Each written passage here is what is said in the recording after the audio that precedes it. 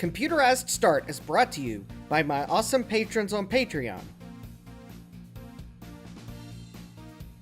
and by your tips and memberships on Ko-fi.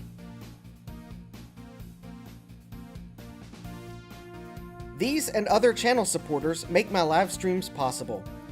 You too can become a channel supporter with tiers starting at just $1. And as always, thank you for all your support, including sharing, chatting, liking, and subscribing. Now roll that famous logo animation!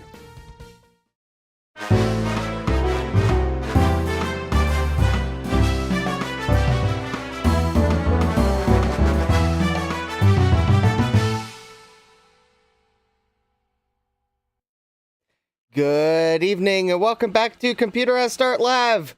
I am your host, Justin D. Morgan. And I remembered to turn the dinosaur on again. Yay! Alright, let's get started here. I'm going to take a lot of the stream to build half the Retro Chip Tester Pro. So, with us tonight, we have Thomas Armstrong saying chip chip. We have SadMac356 meep meep. We have Jeremy's Vintage Hillbilly Shack saying hello. We have Mike's Future Retro saying he'll be around after 10 Eastern. We have Joe's Computer Museum Hi saying Zoom. We have Mega saying ahoy. Hi, Mega. Hi, Joe. Hi, Mike. Hi, Jeremy. Hi, Sadmac. And hi, Thomas. All right. So, I will update avatars if and when I'm ready, Jeremy. Besides, I'm not the one that drew the avatar in the lower right corner. We have Jean-Francois Parr. Hi, Jean. Welcome. All right, so let's go ahead and get started. We first will go through the things I have bought and received from you all segment. No Windows. I do not want to join Xbox Game Pass. I'm streaming. Bug me never. It probably won't listen and it'll bug me tomorrow. All right, so we have this box from... Oh, we have Jesse in the chat. Hi, IA8386SX. We have Steve, Mac84. Hi, Steve. Steve says, eep. Jesse says, regerts. No, this is things I have bought from you all. This item I bought from Tom Barber. It could be regretful. But Tom listed on the Macintosh Friends Discord that he had a whole bunch of solid-state drives, a whole bunch of 250s and some 120s. So Jeremy said he wanted, Jeremy said something in the chat while I was trying to say Tom's name, therefore my brain immediately locked on the first name I saw. Tom had a whole bunch of solid-state drives, 250s, and he wanted $10 a piece, so I put my negotiating skills to the test, and I said, hey, Tom, you said you wanted $10 a piece for the 250s. I'd like some 120s. How about $5 a piece? And Tom said, that's what I was thinking. So I told Tom I would like 10 of the 120 gigabyte solid-state drives. So here we go. We have 1, 2, 3, 4, 5, 6, 7, 8, 9, 10. 10 little SSDs.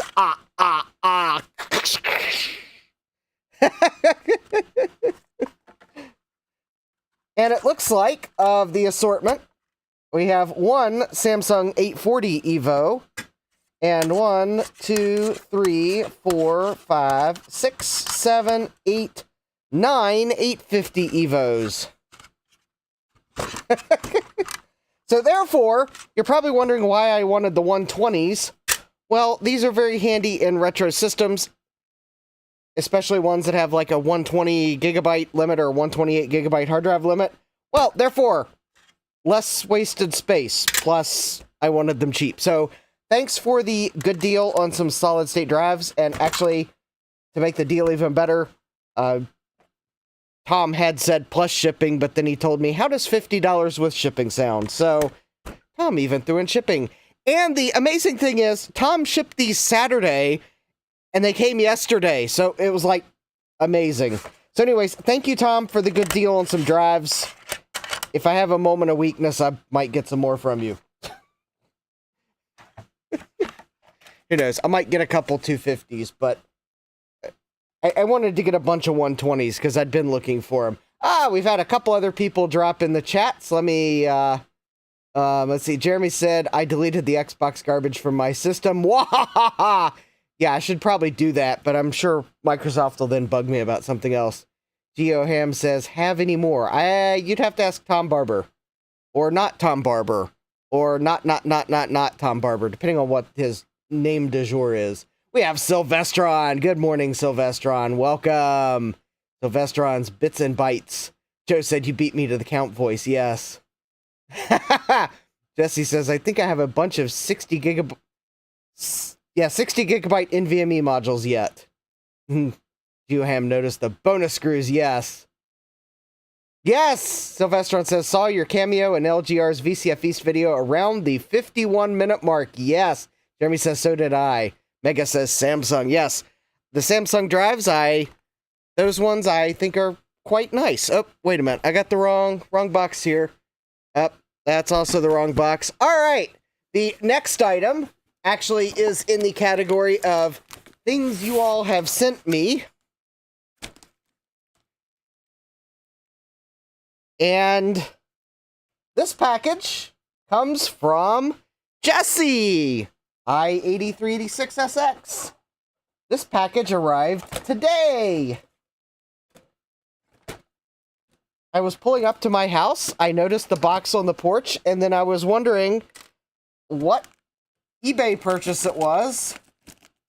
And then it dawned on me before I walked up to the porch, is like, oh, I bet someone sent me a care package. I wonder if it's from Jesse. And sure enough, when I get close enough to see the label, I realized immediately, yep, this one's from Jesse. He did tell me he was going to send it. I have no idea, Jeremy. CO Cloud? A CAO Cloud? Say? AOC Loud? I don't know. You got me.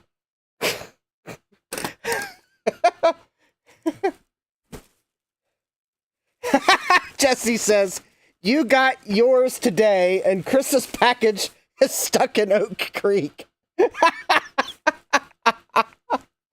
Oh no. Well, hopefully opening this now doesn't spoil too much for Retro Tech Chris. Oh, Jesse says, hard drive storage boxes were originally in that box. Jeremy says, no AOC here. That's too political. Jeremy, you forget, AOC was a monitor manufacturer. Granted, it was... actually, they might still make monitors. They're a budget brand. We can talk about AOC monitors. John says, it's pronounced Smith. Yeah. All right, so the first thing we have here is a stylish i8386SX carrying bag or tote bag or how oh looky here. And I think we even have authentic possibly corgi hairs. All right. Yeah, that's a nice tote, Jesse. Your dogs even sent their love with it. Actually, if you've ever had dogs, you know, dog hairs on everything. Yeah, that's a nice tote. I'll have to put it to good use. All right, we got a mailing envelope. We have a letter. All right. Oh, all right. Actually, this is installation instructions. We'll hold that for a moment. Jesse says, corgi glitter entirely unintentional. All right. All right. I was kind of thinking that,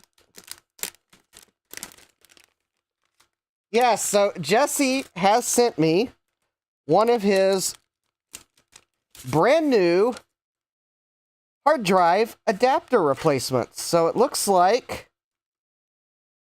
this one is probably for LTE 286 or an LTE. And looks like it's got DOS 622 on it. All right. Thank you, Jesse. I have 2 LTE 286s in various states of repair and disrepair. One of them will get this adapter as soon as I can get it far enough that it might actually do something. So thank you very much. If you've never seen the LTE and LTE 286 laptops from Compaq, they do use a standard IDE drive, except for the fact that the pinout is this, like, really small pitch pinout because, well, I don't know that they'd standardized on the slightly more sensical 44-pin pinout, but anyways, yeah. Sylvestron says, because Compaq. Yes. Yeah, Jesse says 1.27 millimeter pitch. Yes. All right, so that I do not damage the pins, I'm going to go ahead and put this back in the bag. And I'll stick this note in with it. Jeremy says, standard IDE and a stupid pinout. Really, Compaq? Yeah, it's more or less, yeah, standard IDE, although I think the drive only runs on 5 volts, so it may not have 12 volts going to it. But anyways, this letter, as I realized and did not read it, are actually the instructions printed with a dot matrix printer on form feed paper on how to install it. So I will keep these together. And I see we have Stian O. Welcome, Stian. Stian is now in the chat. Compaq was allergic standards. Yeah, that's probably quite right. Stian says, did Cisco make so many CF cards that they are now a major supplier? Greetings from Florida. Yeah, all right. Actually, I think it's Cisco was such a major supplier of switches that used Compaq flash cards that, yeah, as those switches are decommissioned, they are now a major supplier of Compaq flash cards that work as IDE devices.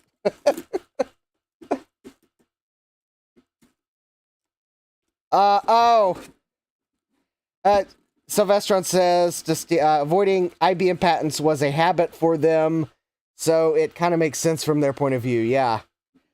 Jesse says, I bought out a guy's stash of CF cards at VCF Midwest. Yes. All right, and we have a 5 1/4-inch disc box. Thank you, Jesse. And a simple letter. This is one of the last things ever purchased from the Radio Shack in town. Enjoy. Thank you, Jesse. I might have to turn that into a more permanent label to put on the disc box.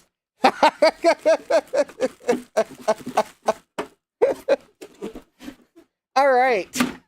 Just so I remember that it's a Radio Shack store closing special.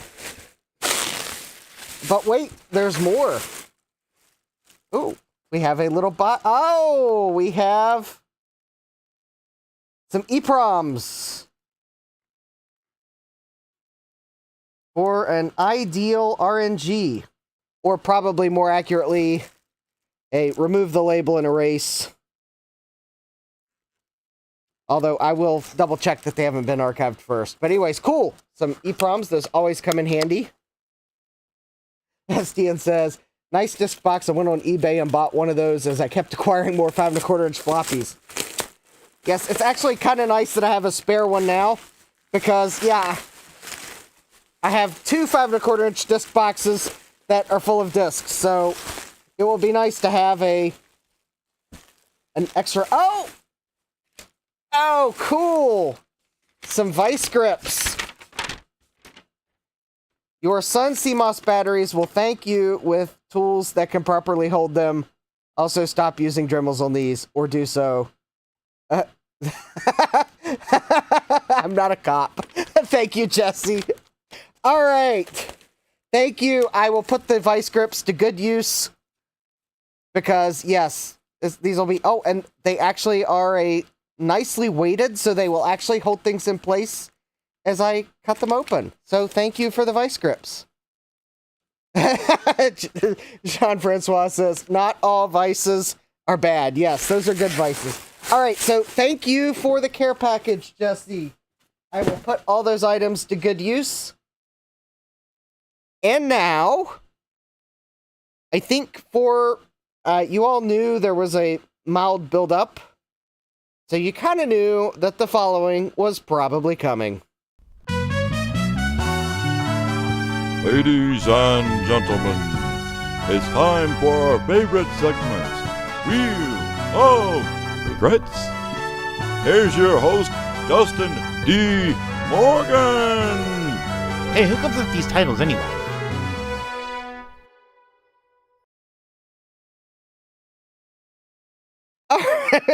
Sylvester says, incoming Vic 20. If only. If only. Anyways, all right, so this first item comes to us from an eBay seller in New York. So hi to all my eBay sellers in New York. And this one probably shouldn't come as a surprise once you see, but I actually gave this eBay seller a shout out last week. I kind of hinted that I had bought it. Yes, all right, Dave handwrote thanks on it, so this does come to us from Dave.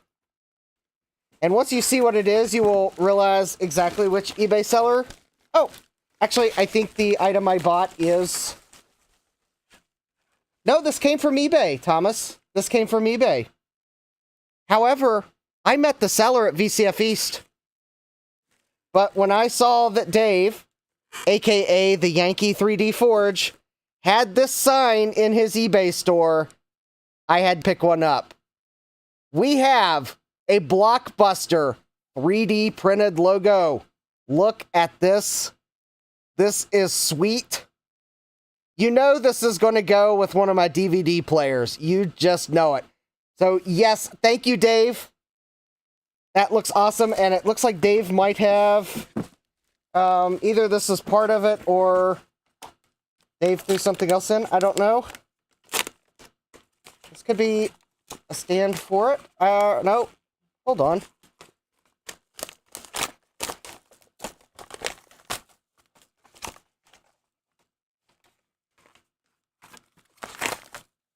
Oh, what do we got? What do we got? Oh, wait a minute. There's a note on it. All right. The note says, Justin, here's a few bonus items that I hope you will enjoy, including a brand new design I'm calling the Pi 99 4A. Looking forward to future VCF events and working with you again in the future. Please let me know if there's any projects you're working on I might be able to support. Best, Dave, Yankee 3D Forge. So thank you, Dave. And this is really, really cool. It is a TI-99 4A Raspberry Pi case. Oh, this is awesome. I will have to put this to good use. So it's not a VIC-20, but it's a 8/16-bit computer. Because tell me that I'm not wrong that the TI-99 4A is... Yeah, it's technically an 8-bit computer. Or at least without the expansions, because everything goes through the 8-bit video chip. It's really...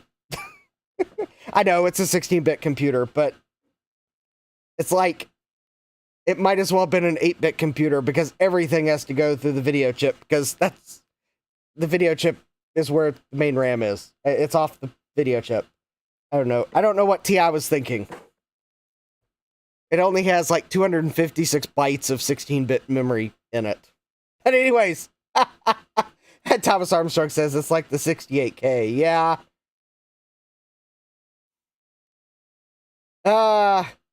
Sylvester said, to Jeremy. Oh, it's a comment to Jeremy.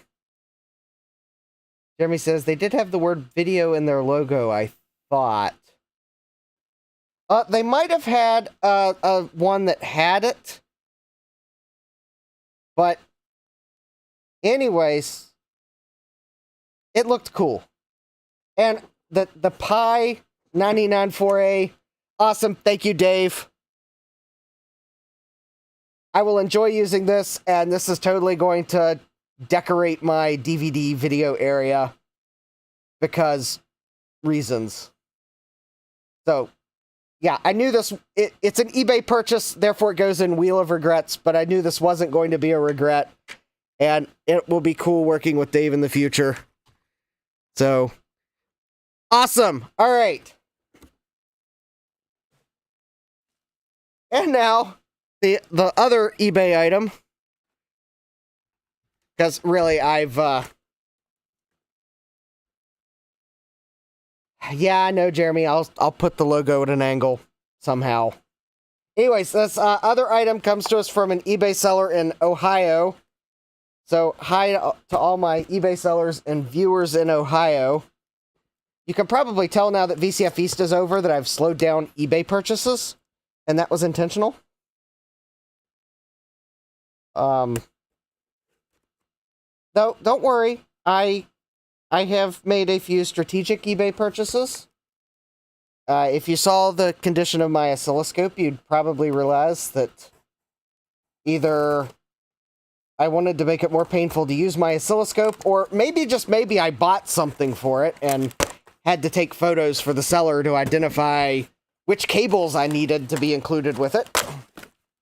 Anyways, I have a new-to-me compact flashcard adapter, because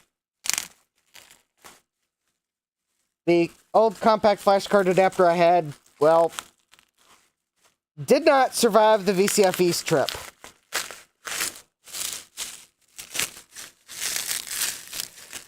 So I picked up another one so that I could edit compact flashcards. The Geoham says, Ohio, represent, yes.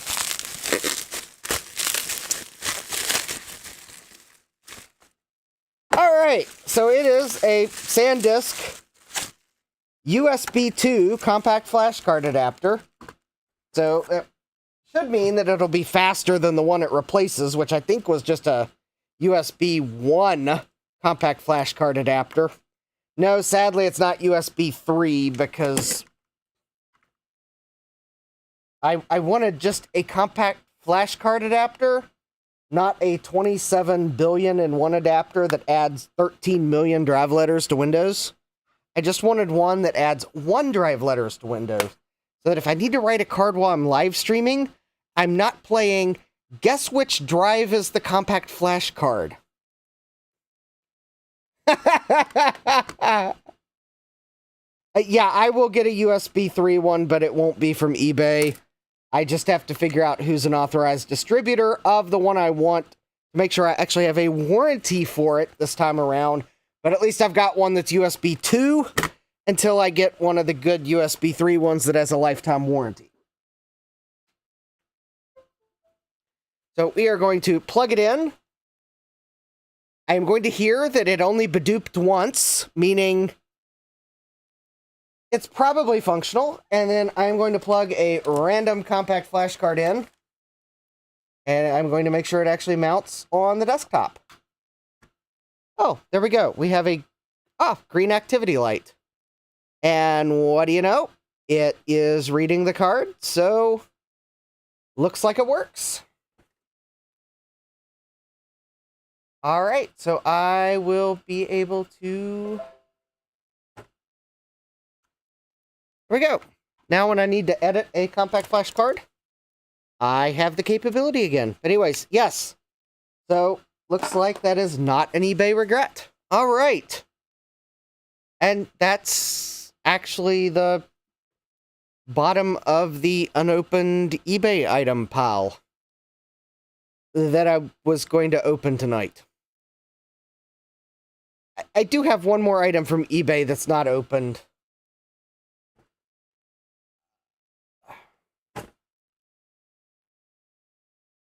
It is kind of curious what condition it might be in.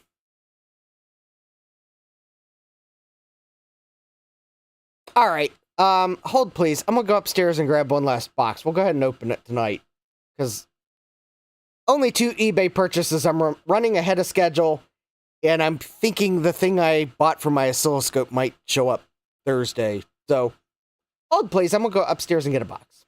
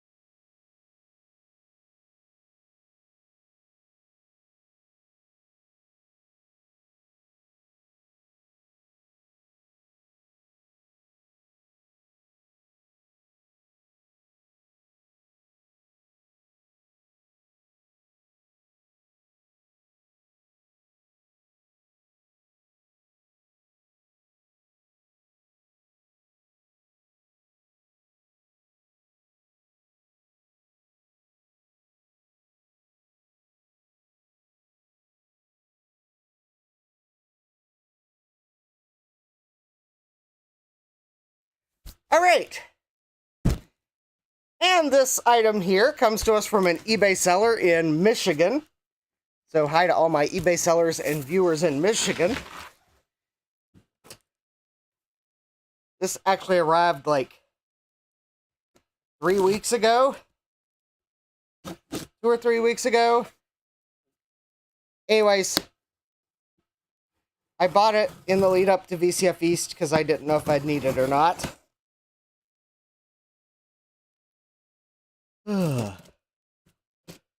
It was sold as is, so it didn't really matter if I didn't open it right away.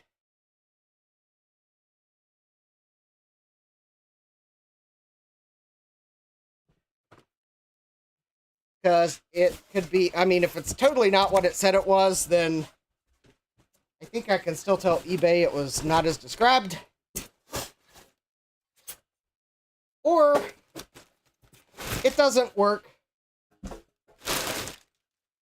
And I probably get an eBay seller that tells me, well, it was untested, sold as is, your loss. Alright, at least it was fairly decently packaged.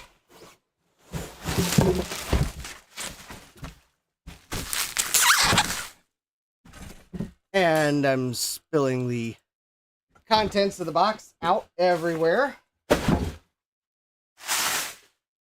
Alright, at least they didn't throw it in a box and ship it as is. Oh, we have Bill Lewis. Hi, Bill Lewis. Welcome, and thank you, Bill, for the contribution you made while I was at VCF East. It was appreciated. Sylvester says, it's a big Vic 20. Yeah.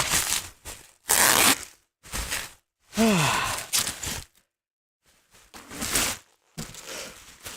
right.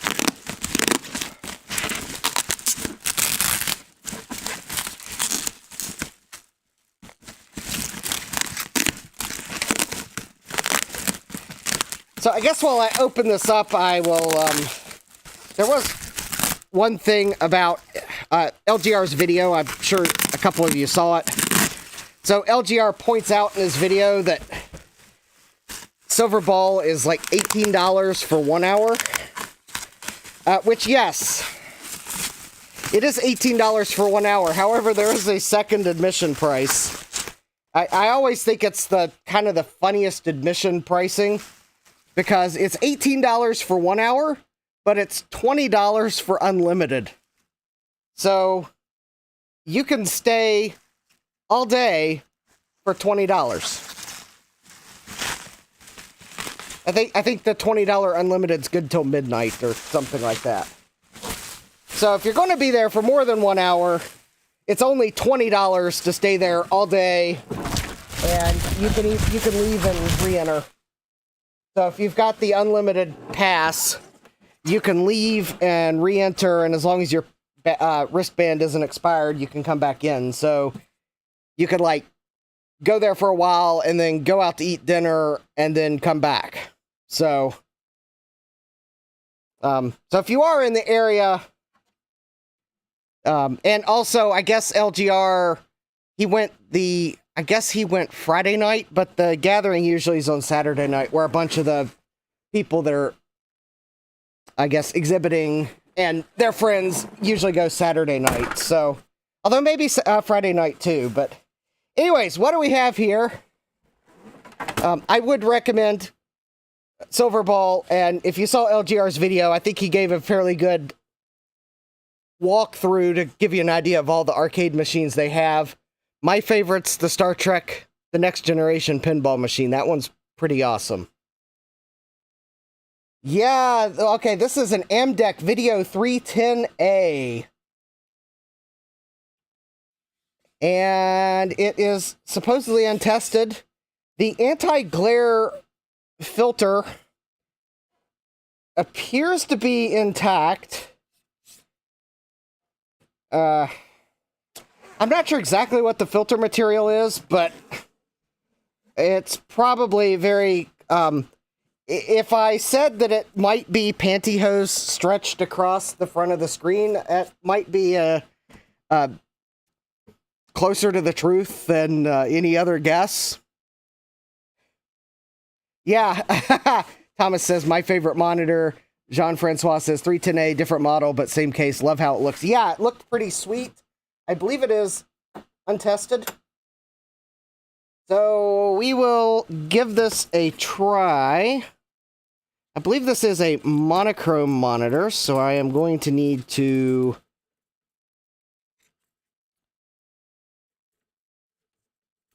test this with a monochrome capable computer.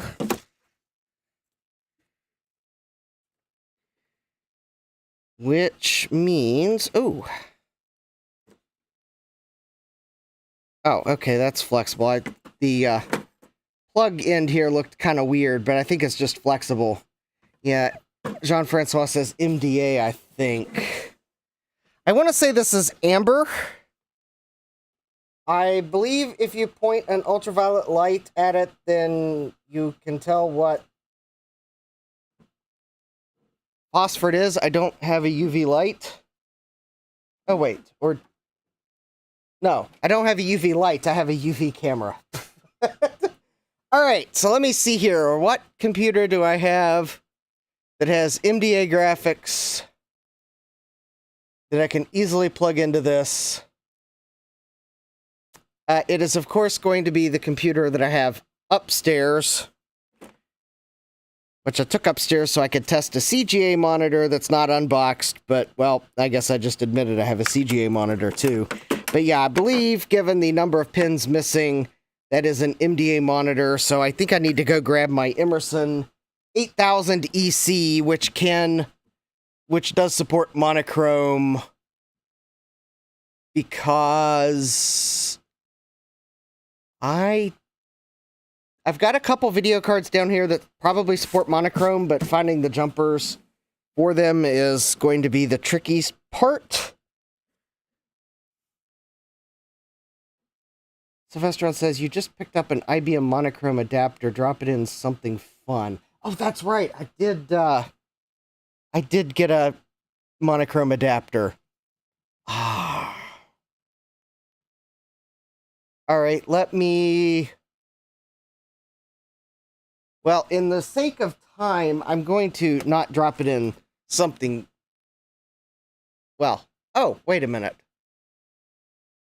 Oh, I have the perfect computer to put the monochrome card in. It was a computer I was thinking about taking to VCF East, so I actually swapped the power supply in it so that I could test another monitor that had one of these cords on it. Hold, please, while I go get the computer and the monochrome card. You're right, I knew I had a monochrome card.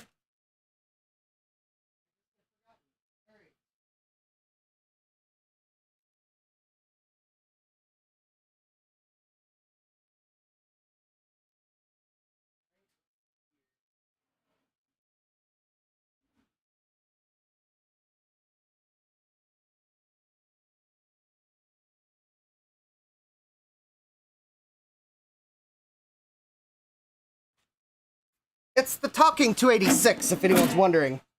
I had an ATX power supply in it that did not have an AC pass-through.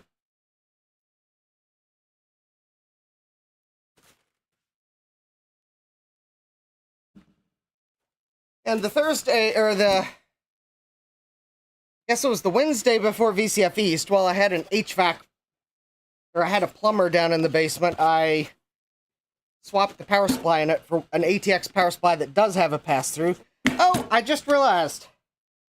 Some things fell out of the box that Jesse sent me, and I didn't even see them fall out of the box. Sorry, Jesse. Your coasters and sticker fell out of the box before I saw them. So, thank you, Jesse. I did get them. All right, let me set this to the side momentarily. All right. But all right.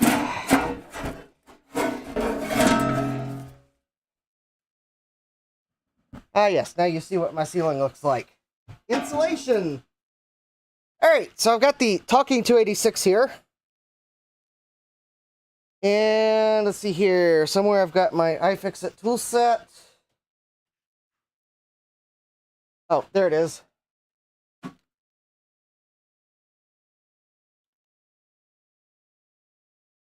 I can get the screw out holding in the video card, which is going to be this card here.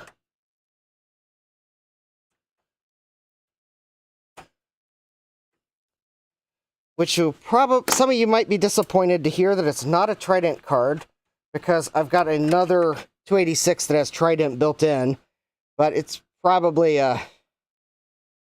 it's an interesting card that I thought was.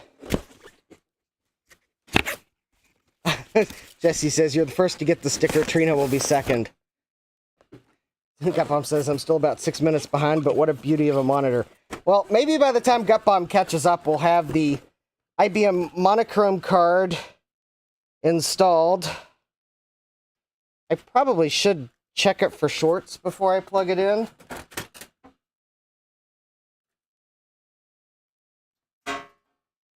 Because I really not like my... Alright. Okay, I think that's ground. Alright. No shorts. I think it's usually the IBM motherboards that short. I mean, it does have the mean, nasty three-legged tantalum capacitors on it, but I think by the time you get the expansion cards,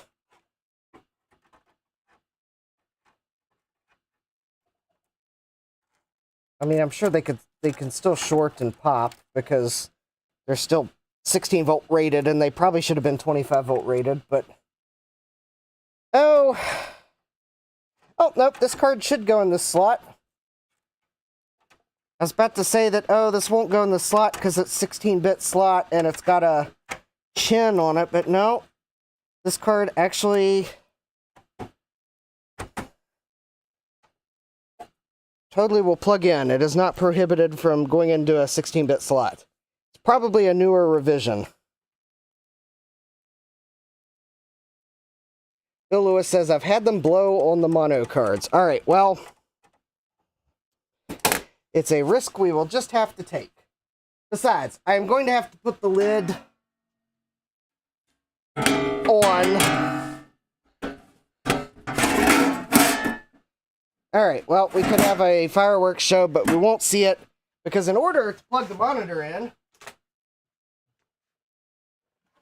I gotta do that. Alright, so the monitor power plugs into there. The MDA plugs into here. I'm actually, for the first power on, going to just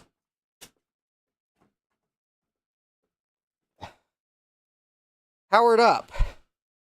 And we'll see what the monitor shows. Alright.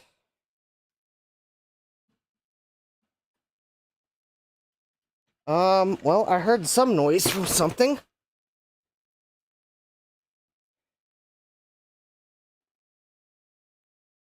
Oh, the Emerson's on. I guess I,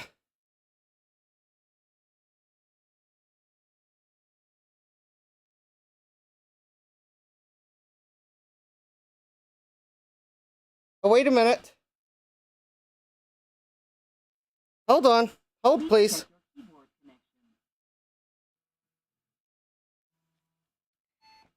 System error. Alright, flicker warning.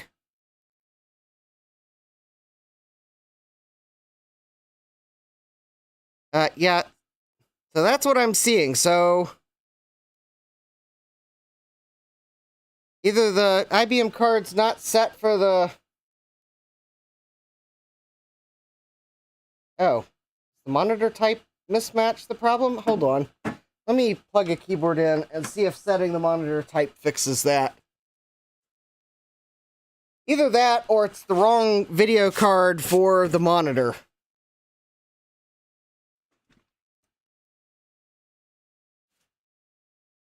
Or I got a monkey with dials.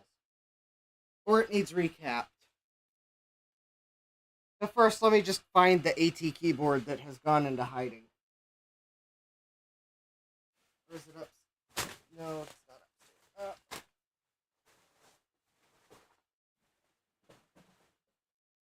Oh, hold on. I have the solution to this problem, assuming I didn't hide them. I bought some keyboard adapters, L and Y, last time I was there, so that I could use a PS2 keyboard on an AT computer. Hold, please. Let's find one of those adapters. There we go. There's one of them.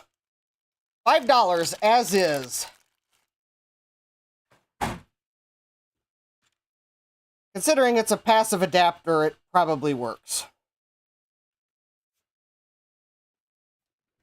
Yes, I know you can't see anything, and that's because I'm still on Droid Cam, and... Oh, the computer's off anyways. I will put the phone into position as soon as I power back up again. Alright. So, we are still blinking like crazy. I cannot see the chat, so if anyone's... Alright, so I'm skipping the monitor test. Alright, set up. Set up. Oh, that's so bad. I'm going to set the phone down momentarily while I attempt to try to find the monochrome setting.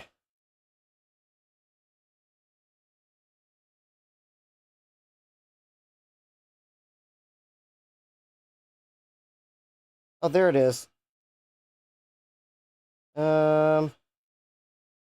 Monochrome. Alright.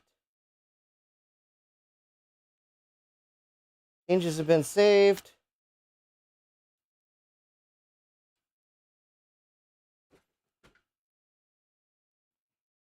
Well, well, interestingly enough, the flashing looks better on the iPhone than it does on the actual monitor.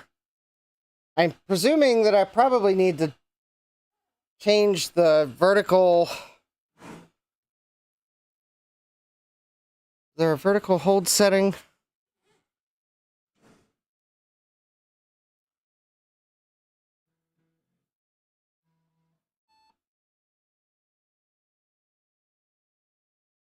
Yeah, the Amber CRT is beautiful, but it's rolling. Oh, there's the vertical hold dial. Is that the problem?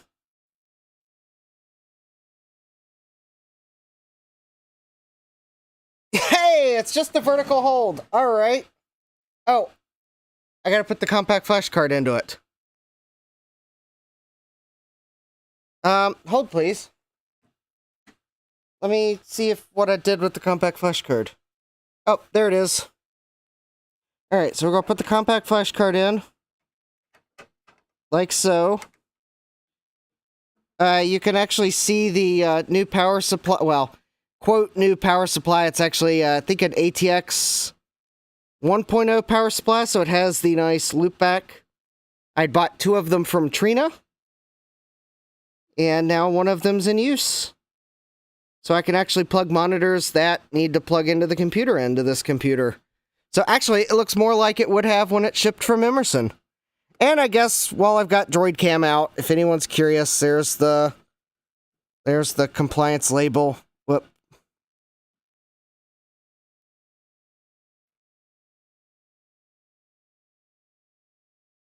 I don't know if I can, there we go.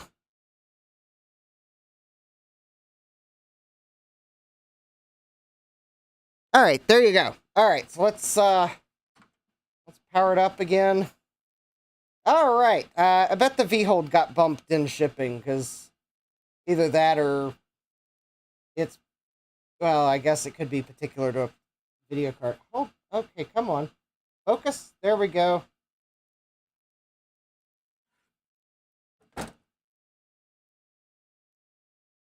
Wow, that is a beautiful monitor. Did I unplug the keyboard?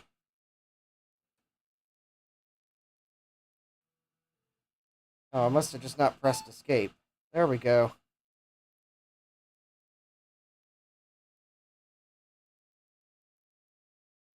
Yay, we got expanded memory.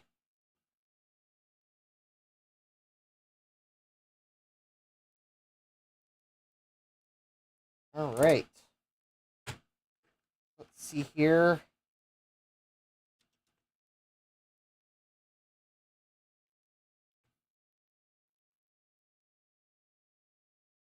Oh, do I not have check-in on this one? Interesting. Oh, I do not have check-in installed on this. Oh, well. All right, I guess we'll, I don't have... Wait. All right, well, I was going to run check it to run the test on the video card, but obviously the video card appears to be working, so there we go. It's an MDA monitor that I bought from eBay, and it works. Oh. There we go. Now, of course, the question is, how much did I pay for this monitor? All right, I'm actually going to look up the price. Now, whether I admit it to you is another question, but of course, granted, I guess one of you all could look it up, even if I don't admit it, but I bought it because I thought I might be taking a computer to VCF East that might have needed a monochrome monitor. Oh, yeah. Okay, so it's listed as a vintage MDEC 12-inch computer display monitor model 310A, only for parts. Only for parts in all capital letters, because seller wants me to know that they probably did not test it. And they had it listed for... I believe I got a best offer on it, because the total was like right under $70, and that includes shipping and tax. So they must have given me a best offer on it. Yeah, the monitor was shipped. And it survived. Thomas Armstrong said, can this machine run fast Doom? It probably can, but I don't have it installed. Salvage Geek. Oh, hi, Salvage Geek. Welcome. Love that Amber CRT. I'm trying to find a 9-inch version. Yeah, they shipped this monitor and it survived. Like, totally survived. Oh, this monitor doesn't even have the silly bright spot when you turn it off. I think this is a fully working MDEC monitor.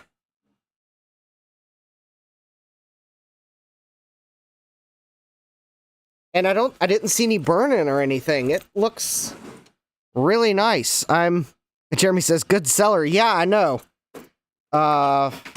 Actually, maybe I didn't take the best offer. Maybe I just realized it was in good shape and risked it because VCF East. But yeah, it's a MDEC 12-inch monitor, model video 310A. Manufactured October 1986. Made in Taiwan. Just like them, it's a monochrome monitor. No burn-in that I see. Bright picture, and I didn't have it I didn't have the knobs turned all the way up. Yeah, I think I will enjoy using this monitor on something. There is actually a good chance now that I have this monitor that one of my XT machines, I might put a monochrome card in it. In fact, I might put the IBM monochrome card in it that's currently in this machine. But anyways, I won't bore you with the swap on stream. I'll do that later. But anyways, all right. So there you go. And now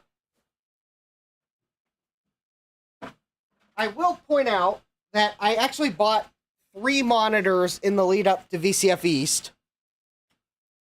So that was one of them. The other 2 I've already opened. The second one I posted to social media. It was an Entree Computer CGA monitor. I will need to pull it out, and I need to adjust some of the controls on it because the picture shifted over too far left. But it's in working condition. It looks good. It actually survived shipping from Florida. It was very well packed. And then the third monitor, which I was looking at while I had a plumber in the house. Don't worry, we're about to get to the retro chip tester build. I just need to set this computer off to the side. It was a VGA monitor that I don't remember what brand it was. I thought it might have been a color monitor based on the part number, but, well, I misread the part number. It's a black and white VGA monitor that works. That's why I swapped the power supply in this computer, so I could test that VGA monitor, and it works. It survived shipping.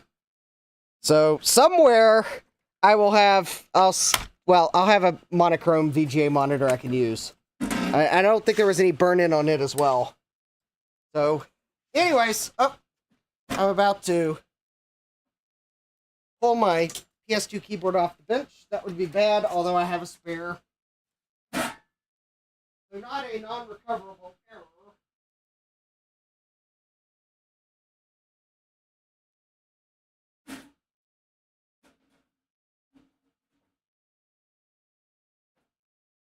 All right.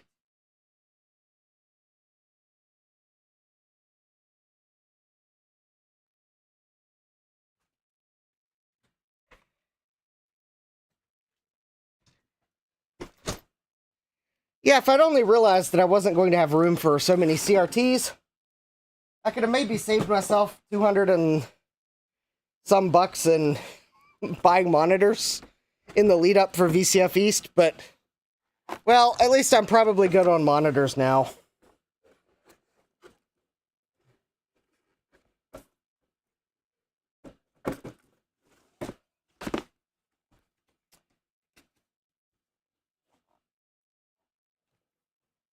Plus, in my defense, I thought the one VGA monitor was color when I looked at the model number, but apparently the webpage I found was wrong. So, anyways, all right.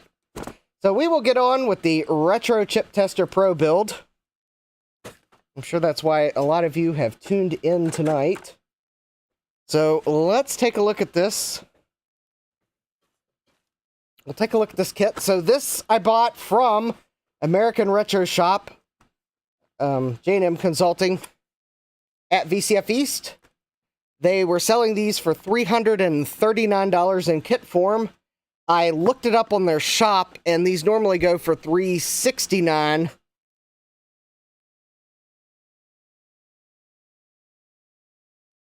And Jeremy's asking, would I drive 3 hours one way for a Tandy CGA monitor? It depends on which one it is, Jeremy. If it's the crummy one, no, I would not.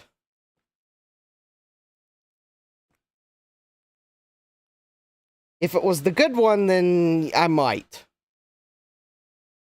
It probably depends on what direction and how much it's going to cost me.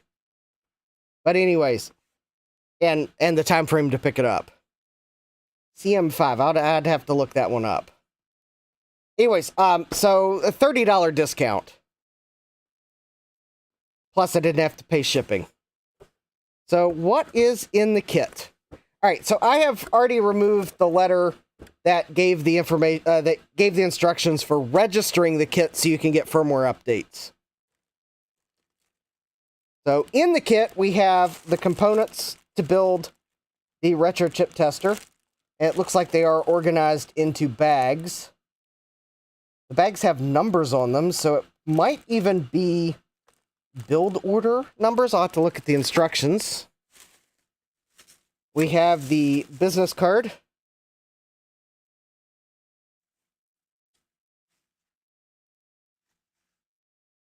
Huh.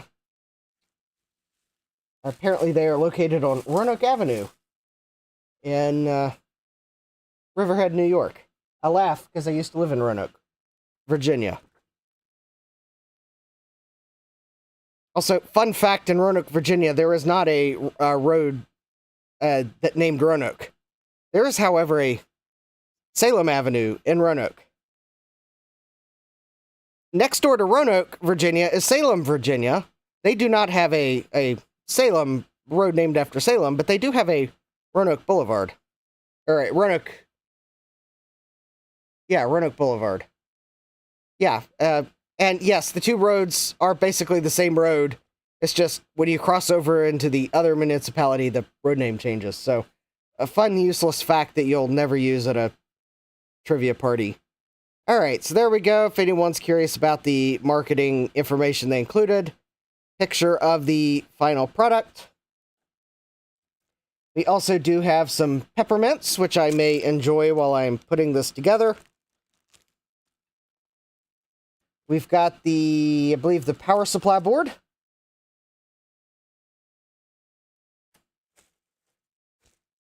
And I think this is the main PCB. There we go. Yep, it is the main retro chip tester PCB. Does appear as if I think that is the only surface mount device on the board, and it is already installed along with the components that were necessary to program it. So it is pre-programmed. I think it is an AppMega 2560, if anyone's wondering. Anyways, there we go. It's the retro chip tester board. And if you're wondering, yes, it is from the 8-Bit Museum in Germany, but the American Retro is the US distributor. So, now that we have the parts, I am going to pull open the directions. I believe they are... Oh,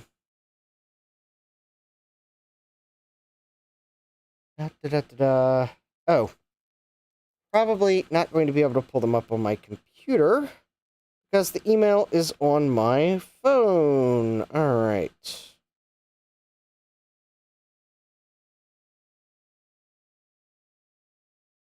All right, let me see here. Actually, let me see if I can't get the instructions onto my computer so I can see them on a bigger screen.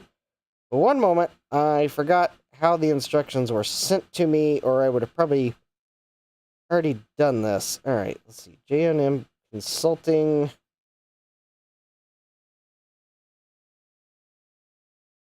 Swear about a joystick.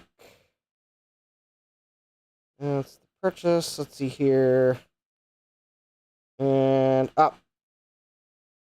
There we go.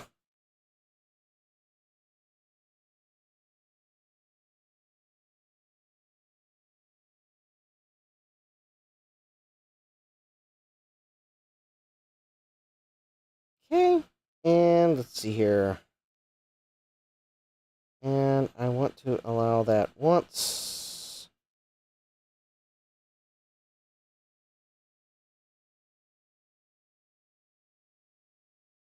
Open in browser. And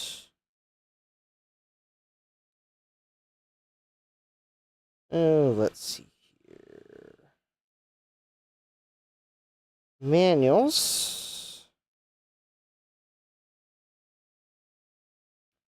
English Assembly Manual. All right. Oh, it is a 90-page manual. All right. Let me see if I can't download it. Download. All right. And then, nope. Hold, please.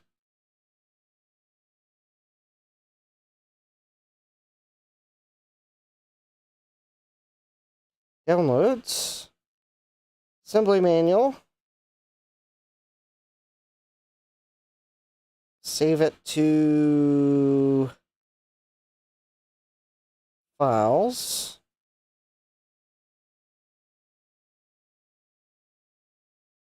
OneDrive. If I don't put it on OneDrive, I'll never be able to open it here. I guess documents. Save. All right.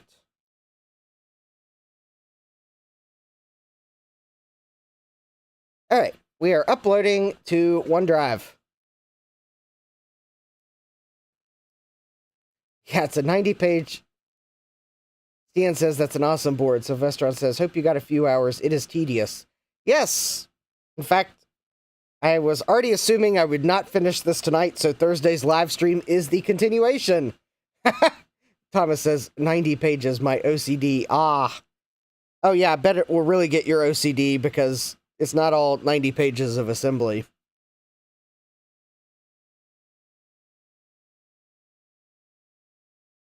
Luckily, it's not 90 pages of assembly language.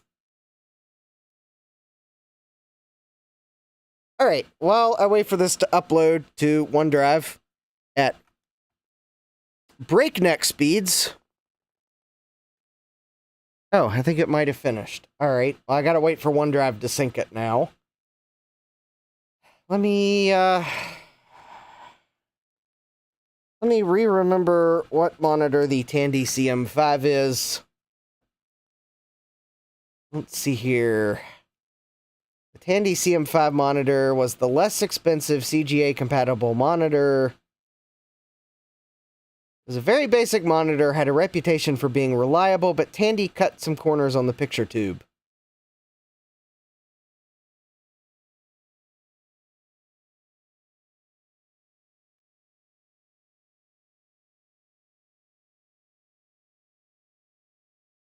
Yeah, let's see here. Ah, yeah, the CM5 had the 0.63 millimeter dot pitch, yes. Yeah, that's kind of the not-so-good Tandy monitor. I would definitely think harder about driving 3 miles, or 3 hours one way to go pick one up.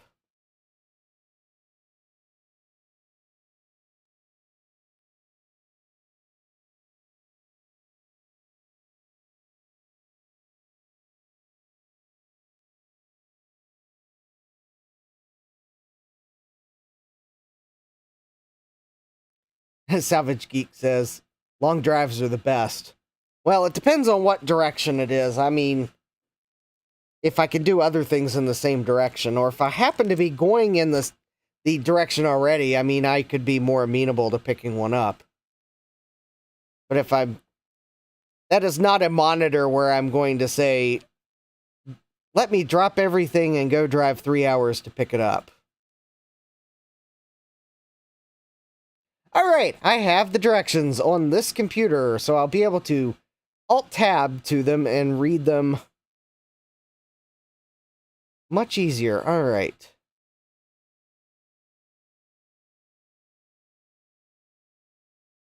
Oh, luckily, the assembly instructions are, I believe, from pages 10 to 34.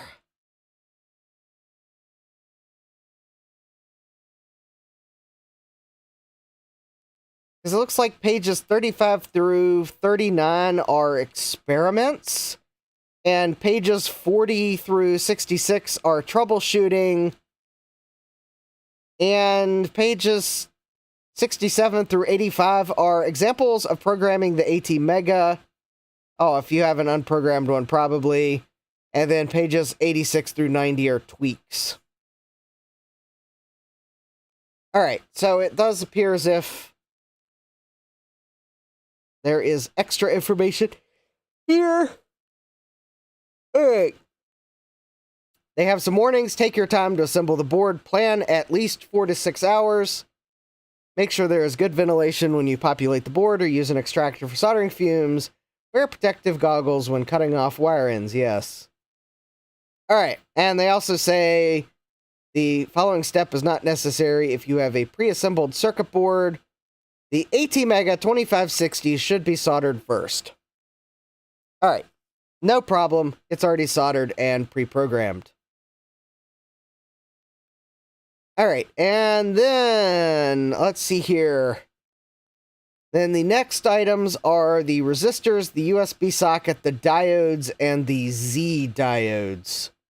Should be soldered next. Alright. Alright. Well, let me go ahead and warm up the soldering iron. Let's see here. I guess we'll go ahead and turn that on. And I might as well turn that on just in case. Alright.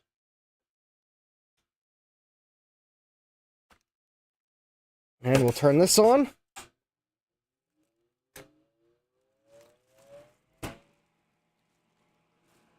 And the soldering fumes are hopefully ready for takeoff.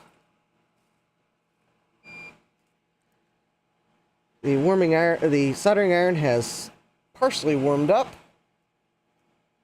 The PCB is centered in frame, and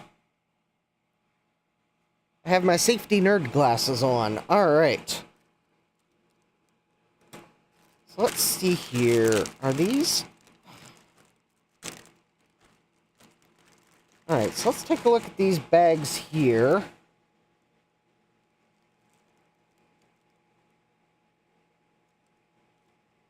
Nine, 10, 11, 12. Oh, these might actually be...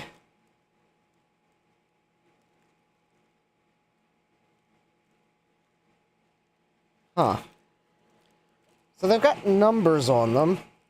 There's 13, 7, 8, 9, 10. I bet these are assembly order, but I don't see number 1 in that. So I bet number 1 is in here, maybe? Let's go ahead and... Alright, let me set this off to the side, because that's the display. That's going to be one of the last things we add. So let me set that off to the side. And 46, 47, 48.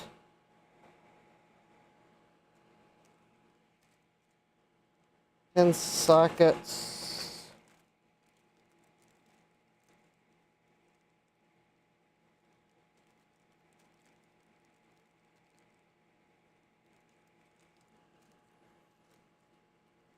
Wait, those aren't page numbers, are they?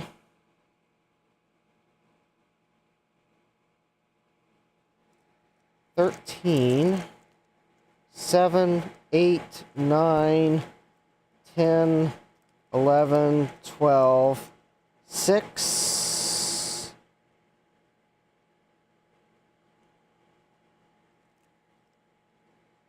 Oh, okay, that's for the DC board. 14. Alright, let me do this. If it's a resistor, a USB socket, a diode, and a Z diode, I'll go ahead and set those in front of me, because those are the first items it says to install. So those are diodes, resistors, resistors, resistors, resistors, resistors, resistors, resistors, diodes. Oh, it's also possible that components 1, 2, 3, and 4 are already on the board. Maybe that's why I don't see low-numbered component numbers. Oh, I guess component 1 could be the PCB itself. Oh, no, wait a minute. There's number 1.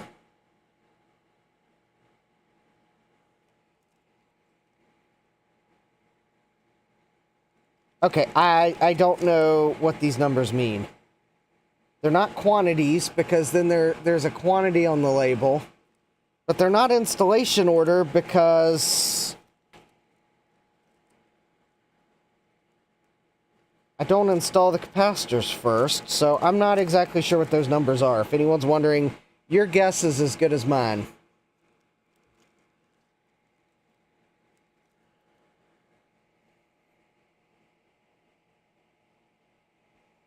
Alright.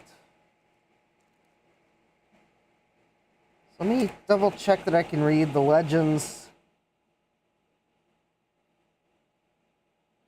Alright, so these are 1N4 733s. These are 1N4 733s. Alright. 1N4 733. There's those. Alright, so we got those. And then these are 470 ohm resistors. Alright, 470 ohm. We got those.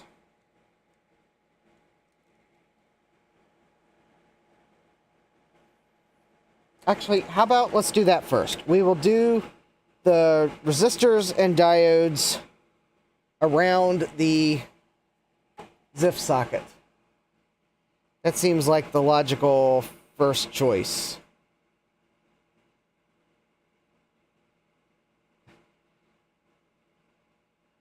Oh, hi, Sorcerer. Stan, welcome. Yes, I was in LGR's video. It was really cool. Jesse says, clean your tip. Yes, I probably do need to clean the soldering iron tip.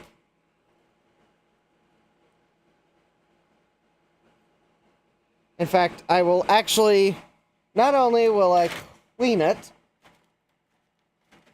I will pull my cleaning block out, and I will really clean it.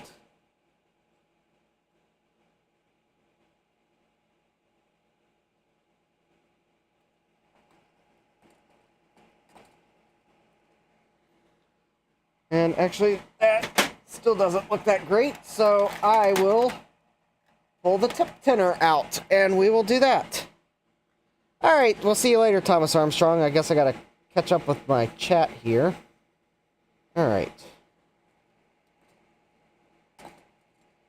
Yes. For putting a new item together, it's probably good to have a clean soldering iron tip. Alright, done.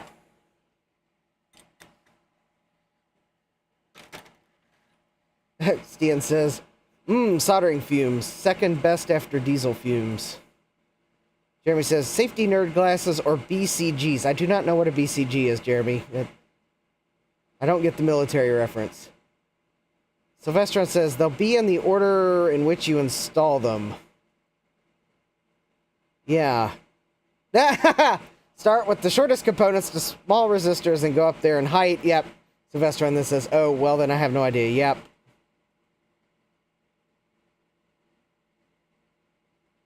Sylvester says, it might just be a number that American Retro uses to QC that all parts are in a box. That's probably a good guess, because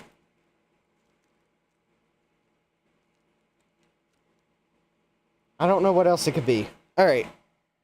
Also, because I have a lot of components to bend,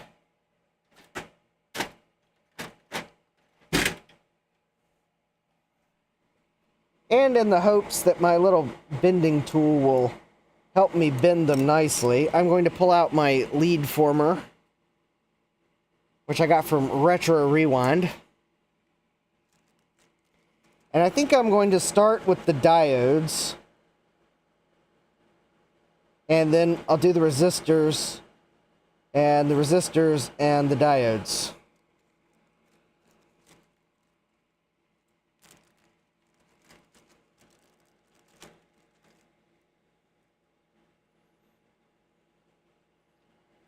So there's 32 diodes in this package, and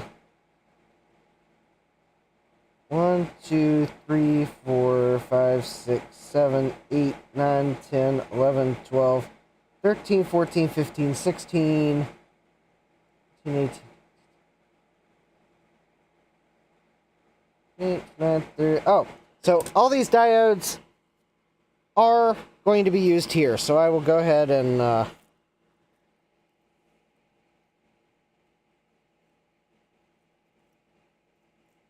will go ahead and separate them from the paper.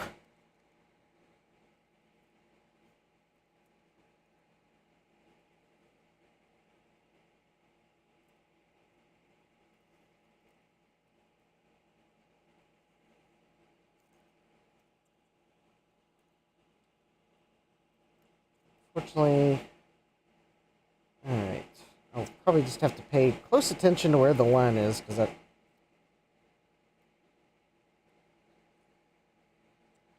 There we go. Alright. As Sylvestron says, if you don't align the resistors with the bands all in the same orientation, I don't think we can be friends. Well, I guarantee you that I am probably going to be more pedantic on that than you might ever realize.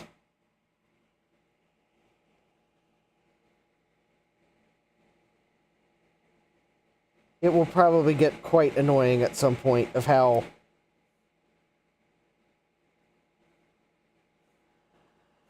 Alright, we have one little diode. Alright. Actually, those leads are big enough that they're going to... Looks like they're going to stay in place. So I'm going to go ahead and bend 15 more diodes. And we'll go ahead and do the one row of them.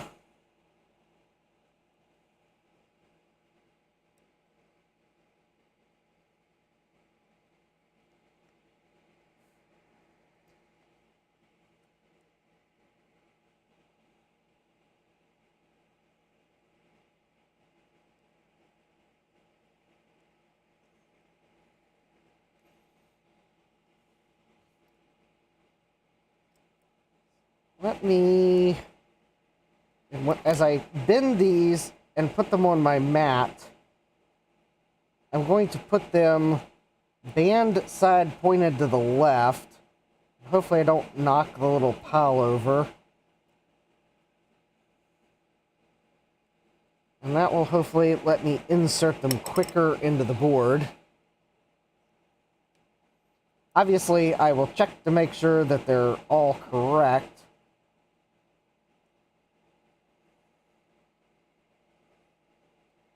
Partly by way of, if one of the bands is going the wrong direction from the rest, it should be somewhat obvious. I'm trying to bend these somewhat symmetrical, so that at least they all look relatively nice.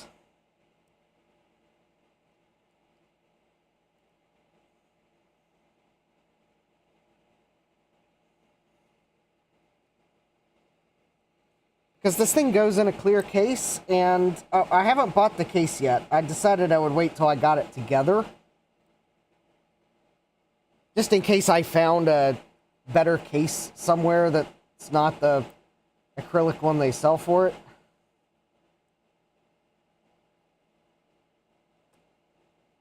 But still, it's kind of one of those that you're going to see a lot of the components on the board when it's in use. So I'm at least going to try to not, like, spend forever making it look perfect, but I'm going to at least take a little bit of time to make it look nice.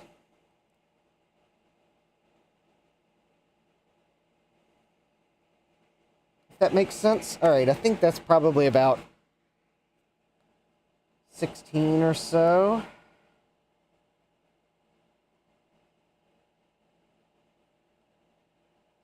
Yeah, alright. So, If they're more or less in line, I think we're good.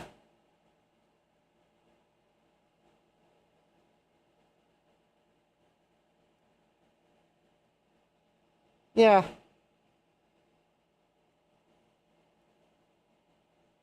It'll look good.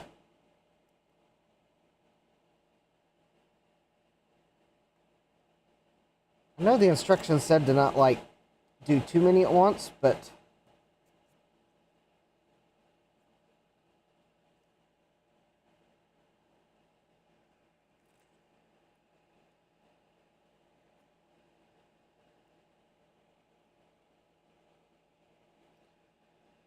Oh. Hold, please. That one didn't bend quite right. Alright.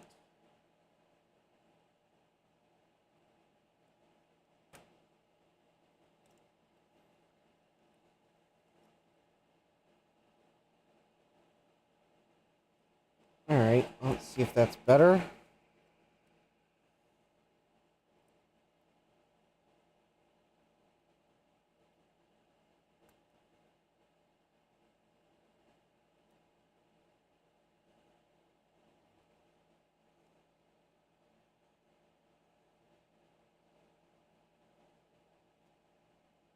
There we go. Alright, well.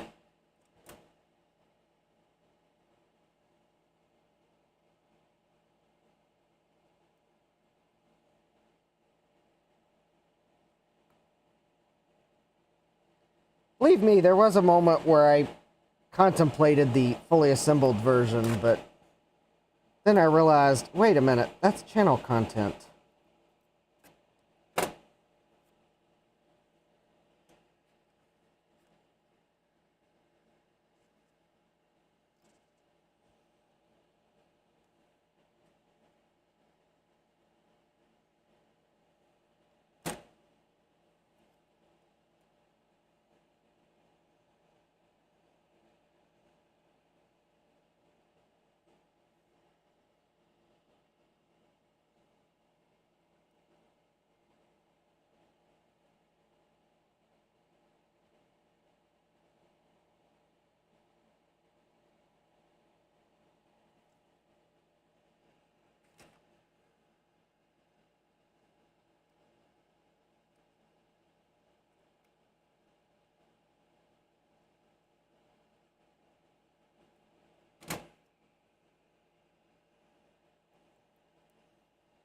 Alright, I guess maybe I'll solder what I have in place.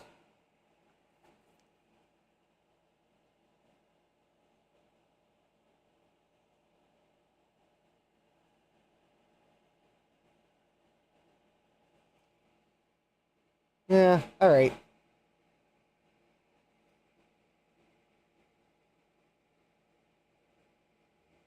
Oh wait, there's... Oh yeah, okay. Yeah, there's one diode where the band isn't as dark as the others. Alright, but it's in right. Alright, so let's go ahead and at least tack these in.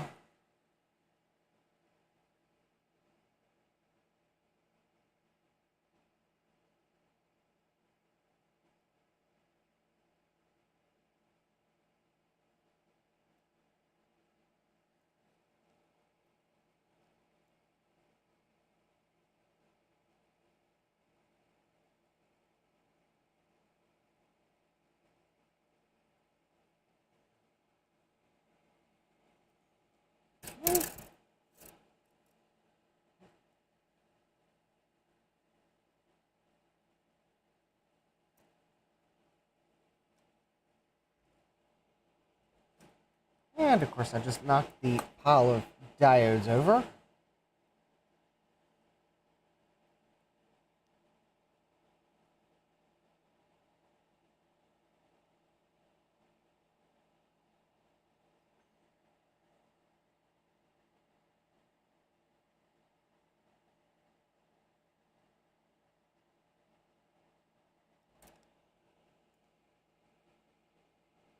Alright. Excellent. Alright. First 5 diodes are in place. Alright, I'll go ahead and, well, I guess I might as well clip leads.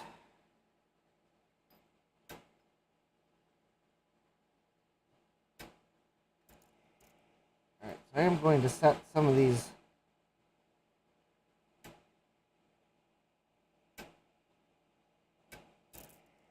Oh. I'm going to set them off the side, and I'm hopefully going to, especially the components that have nice thick leads, like these diodes, I'm going to attempt to hold on to some of them for when I need to solder a component lead onto something.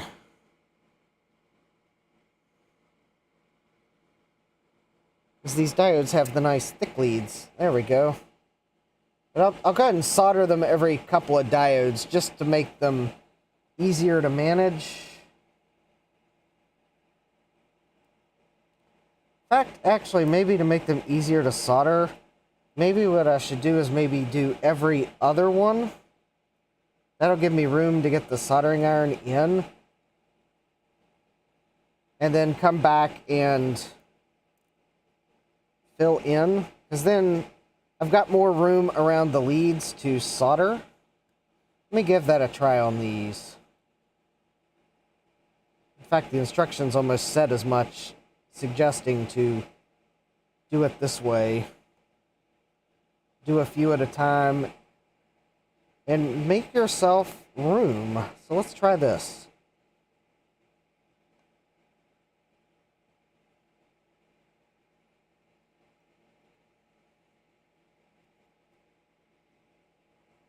Well, I certainly say it'll be easier to get the soldering iron in.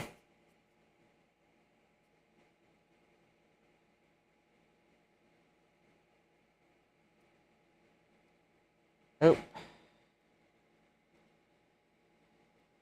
Alright. Alright, I just realized there was something I forgot to do before I started streaming, so I will probably not go until midnight tonight so that I can do it.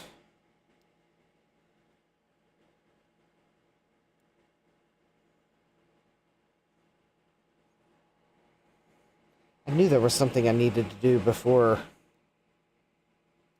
I streamed.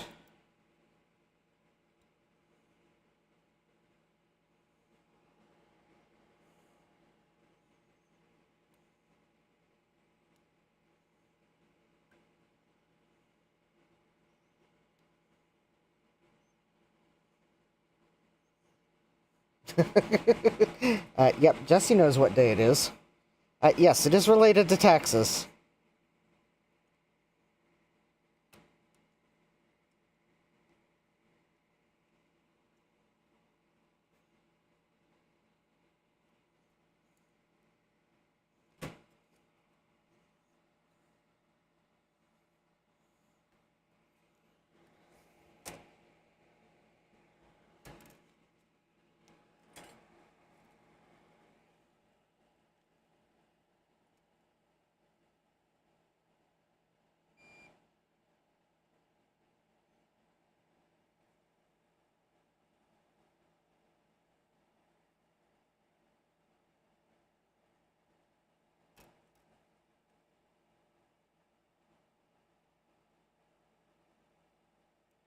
Part of me says I can end at 11:30 and do it. Part of me says maybe I should go to a be right back and take 15 minutes to do it now so that I'm not trying to do it so close to midnight.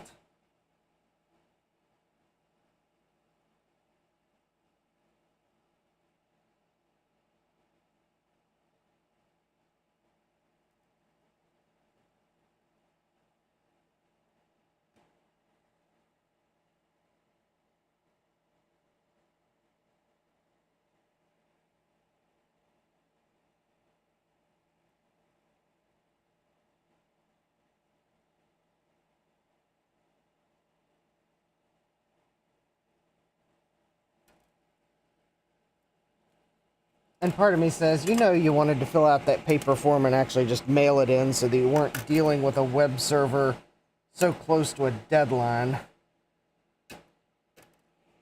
Yeah, like I wanted to drive to the post office that stays open late.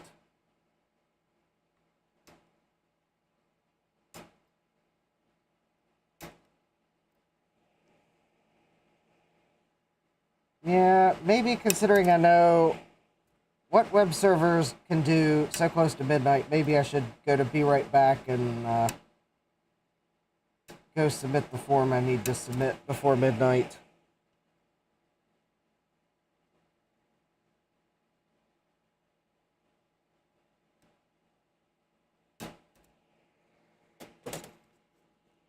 Oh, hi, Kibbs with Retro. Welcome. I think I'm about to go take a short break to go submit a tax form.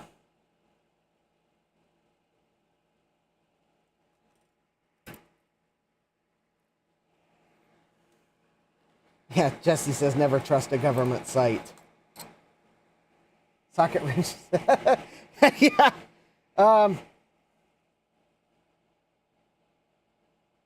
Yeah, that's true. Hi, Socket Wrench and Kibbs with Retro. Welcome. Yeah, I'll polish these contacts up with some Flux.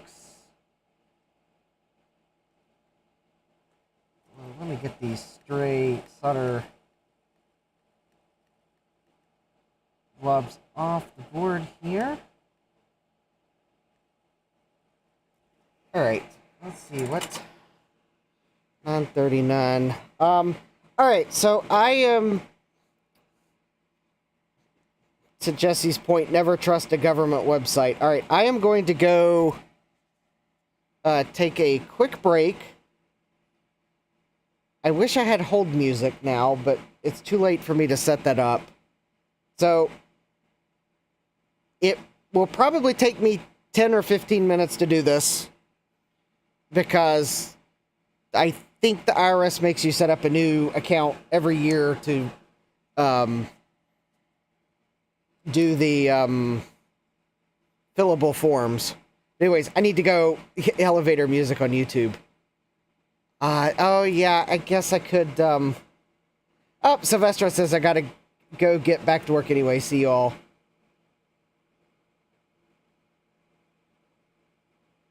Yeah, Stian, that's exactly what I gotta do. And I'm pretty sure that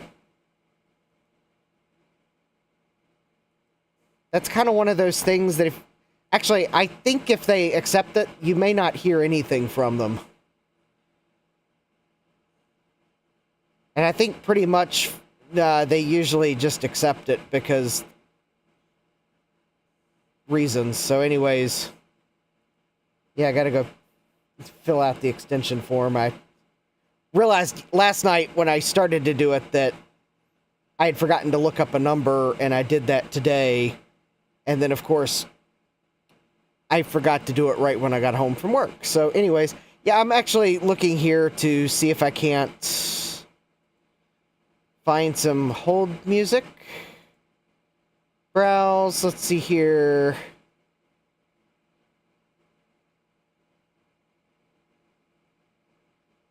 Of course, YouTube's going to be slow.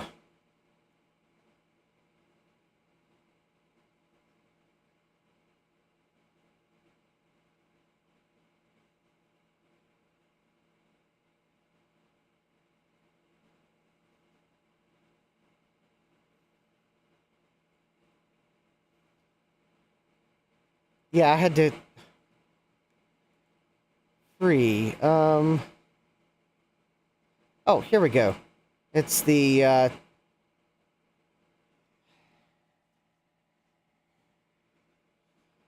I going to have to go find a track I've already downloaded? Probably.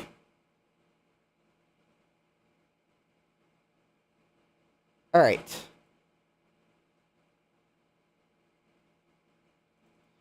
Scripted videos, let's see here.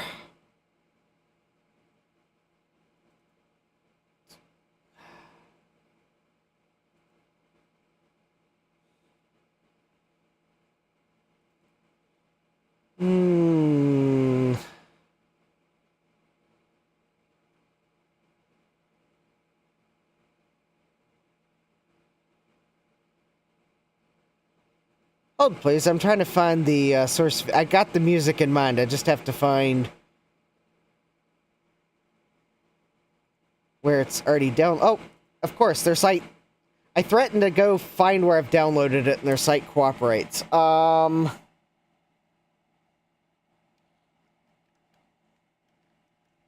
right. Price. Free. No, free.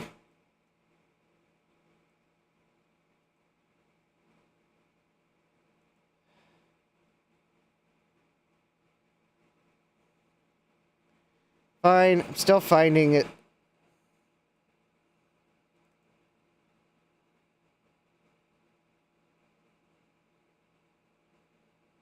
Come on, I know I used it in a video.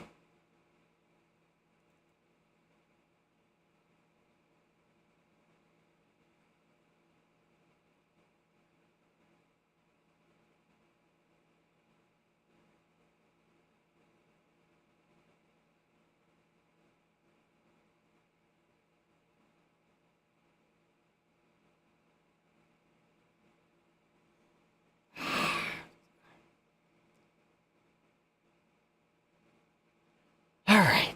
Browse. Price. No. Price. 0.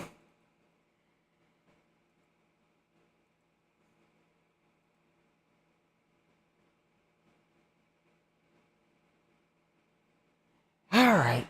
Free. View all. Genre. All right. Latin.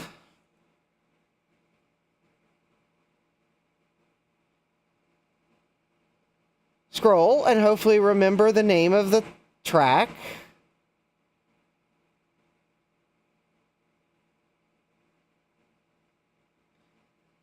Let's see here.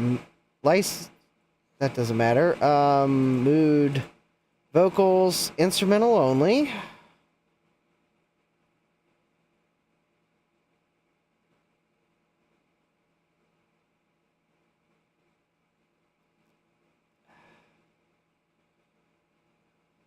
That's not it. That's not it. That's not it. That's not it. None of these are it. Alright. Still trying to find the track that I know I've used in a video, which means it should be on my NAS. It's just a matter of finding the video I used it in.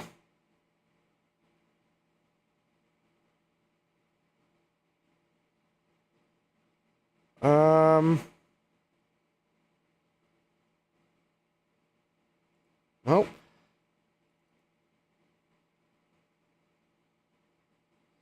Nope. I know, because yeah, they're creator music. Yeah, this is just making it so it's going to take me longer, because now I'm trying to use their creator music thing to find the track I know I've used before. Of course, I guess it's also possible that they no longer have it licensed.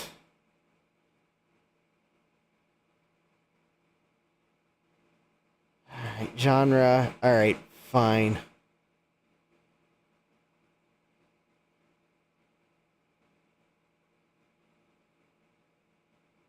Oh, wait.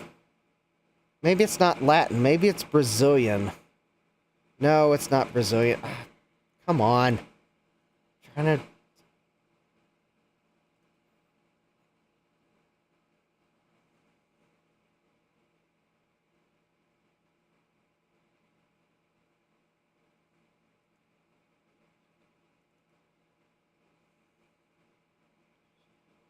That's not it. Alright.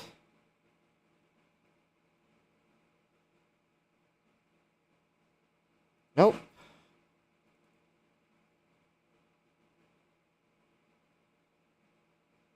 Nope.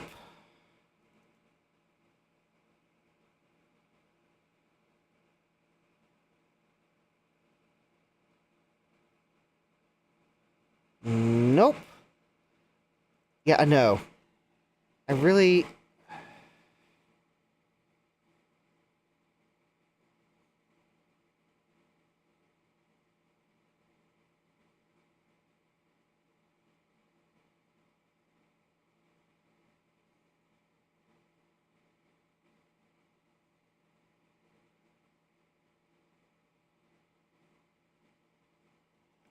I want to like play that track because I know what its license is right offhand. Oh, here it is. Finally found it. All right.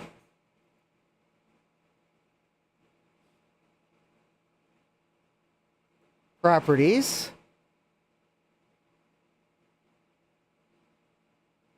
All right.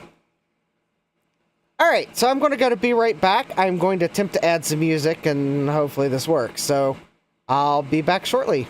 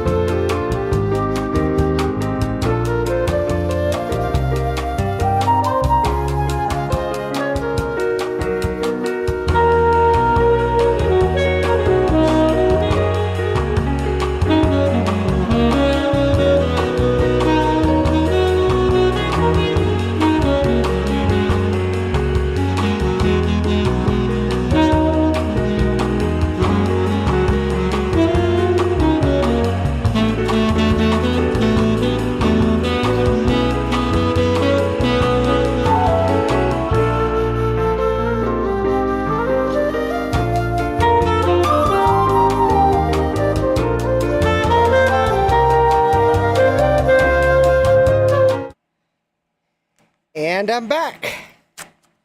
That didn't take too long at all. The hardest part was waiting for the confirmation email and confirmation SMS message. Hi, Rudy, welcome. For those of you that were wondering why I went on hold, well, April 15th in the United States is the day tax returns are due. And I knew when I started streaming there was something I meant to do when I got home from work. I just couldn't remember what it was. I had to file the extension form because I'm not quite ready to actually file the tax return, so...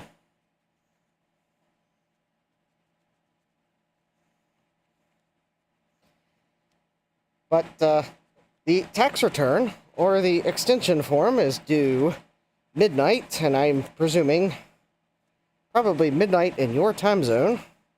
And I realized I'd better not wait until like 11:45 p.m. So that's why I went on hold, and hopefully the hold music was enjoyed. Someone mentioned elevator music, and, well, first thing I thought of was a nice little bossa nova. So, anyways, Stian says, "Si necesito Duolingo." Yes.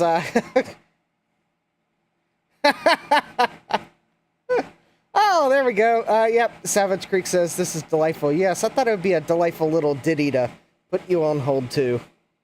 Oh, Stian says, "I just got notification that my extension was approved." Jeremy said I had to mute it after a while. Oh, sorry. Yeah, I guess when it loops, yeah. Alright, but anyways, now that I have finished the interruption by the Internal Revenue Service,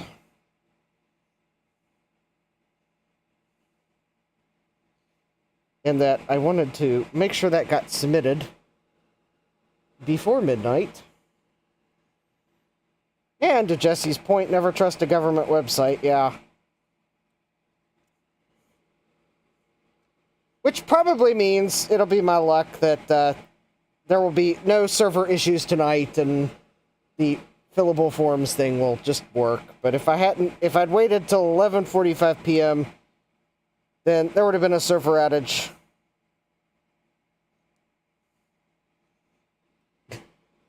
Oh, Stian said I had to mute it for Duolingo, but I got my lessons done for the day. All right, awesome.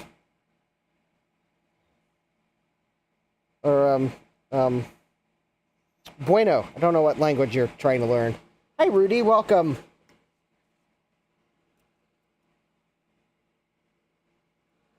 Yeah, Rudy has a new thing at Joe's Computer Museum at jcm-1.com, and if it wasn't for the fact that I just bought a retro chip tester, I probably would have sprung for it. It's the cool little board that shows you all the signals on a SE30.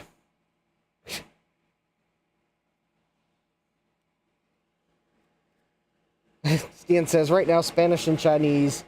Sure, call me crazy, I deserve it. No, that's not crazy.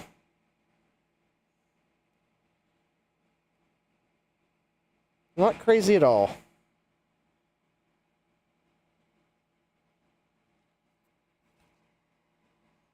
In fact, I've been tempted to try to brush up on my Spanish for various reasons, so... not crazy at all.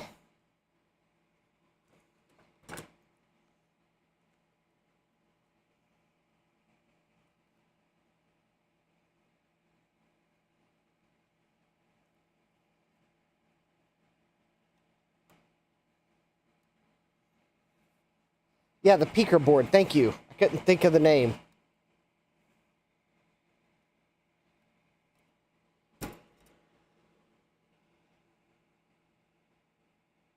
Yeah, it'll probably be one of those things that if I have trouble with my SE30, I may pick one up then, but at the moment I just got a Retro Chip Tester Pro, so that was kind of my splurge diagnostic purchase for the month.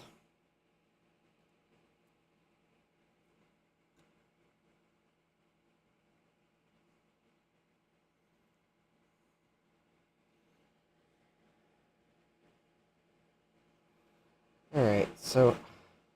You know, I used my little lead forming thing to try to bend the leads, and...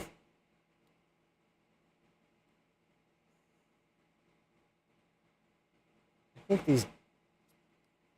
The hole spacing on these diodes is such that I probably should have just bent them by hand, because I think they're smaller than the lead forming tool can go. Oh well. Alright, well, at least now that I got the extension filed, I don't have to worry about ending by midnight, so there we go. That's done.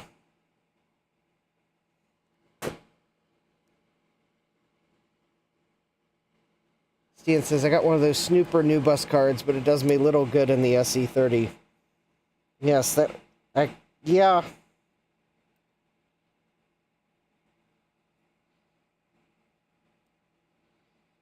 Yeah, that would be another item that I would probably certainly like to have. As many new bus Maxes I've bought that have had trouble. But those are downright hard to come by.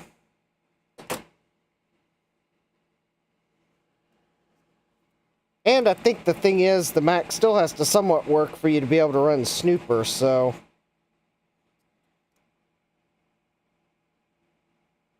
In reality, probably what I should do is break down and buy one of the serial adapters that you need so I can run the built-in diagnostics as if I had a tech step.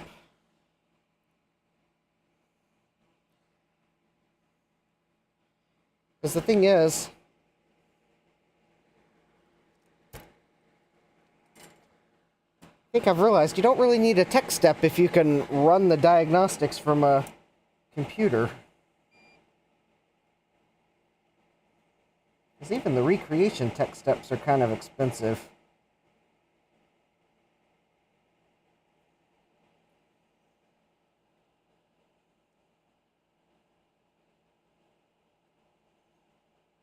Although, granted, I think maybe their purpose when they recreated it was to make a reproduction, not a, I guess, a compatible part.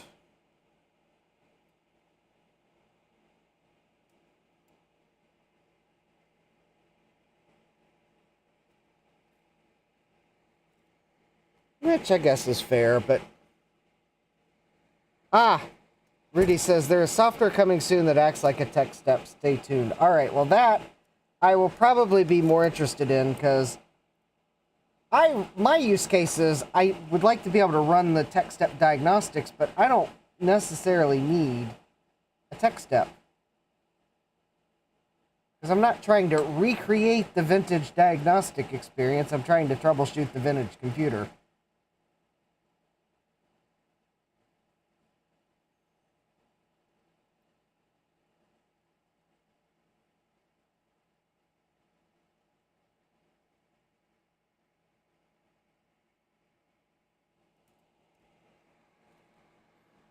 Rudy says, and free. Oh, now you're speaking my language. Because actually, I'm trying to figure out how to connect to a GPIB device as cheaply as possible, because I don't really want to buy a GPIB, a USB to GPIB adapter, but I think to install the upgrade I bought for my oscilloscope, I think I'm going to have to connect with the GPIB cable and enter a few commands at the boot menu. Either that or I'll have to take the dump of the NVRAM that I have and modify it and try to write it back, but I've heard it's a bit fiddly to get the oscilloscope to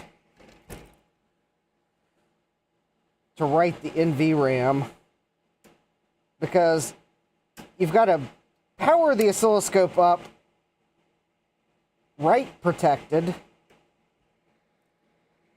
because you actually need it to start booting the normal firmware, but you've got to unwrite protect it at just the right time so that the software on the floppy disk can actually write the NVRAM back. And I've heard that's fiddly. And I just need to unlock the... Although, it's possible that when I install the board, I don't need to unlock anything, because it may automatically unlock the feature if the board is installed. But I won't know that until I get the board. Anyways, Mike says, the guy you got the Blockbuster sign from, was that Dave from the Emmy Bear family? No, that was Dave from Yankee 3D Forge. He was the guy sitting beside the Actually, he was the guy that was sitting beside American Retro Shop. So if you were facing the American Retro Shop table, he was the guy to the left. He was wearing the Yankees ball cap. Actually, now you might now realize exactly who he was. I should have probably just said Yankees ball cap. Now that I think about it. Alright, I'm gonna go ahead and install these other diodes, and then we'll get the resistors.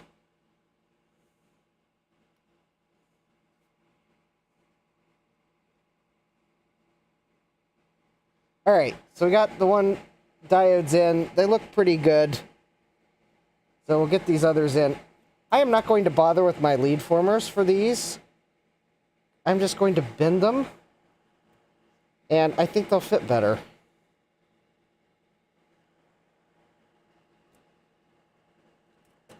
Rudy's telling Jeremy, all you'll need is a serial cable. That's the kind of diagnostic I like.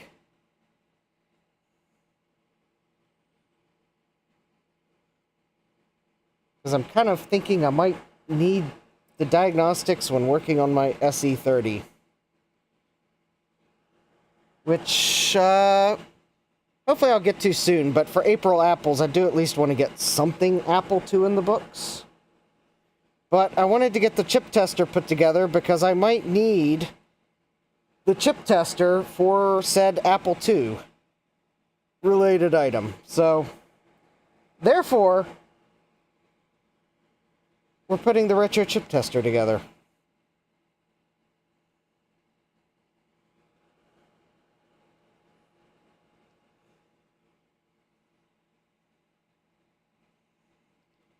All right.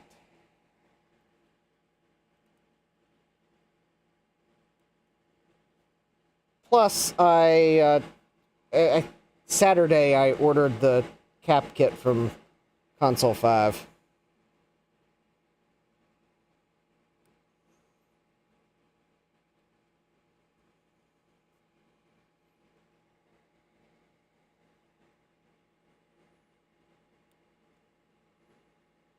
Because actually the thing you can't see because it's to my side, but I actually have the analog board from the SE30 sitting beside me along with its power supply because I had to figure out which of the power supplies was on the analog board, and of course they had to put the label on the side facing the analog board so that the only way to know which one it is to remove the analog board from the SE30 and then remove the power supply from the analog board, and only then can you see the manufacturer label. And then, of course, now I'm sure someone in the chat's going to point out oh, well, if you can't see the label without removing it from the analog board, then you've got the Hitachi power supply.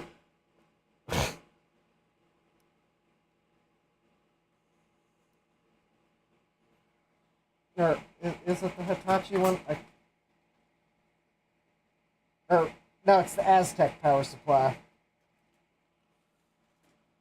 I thought it might have been the Hitachi one before I removed it, but yeah. Because I wanted to just order all the cap kits. Oh, hi, Dave. Welcome.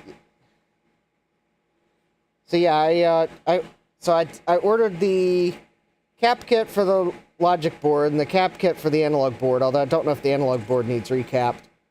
And then the cap kit for the power supply. Again, I don't know if the power supply needs recapped or not, but well, I ordered all the cap kits.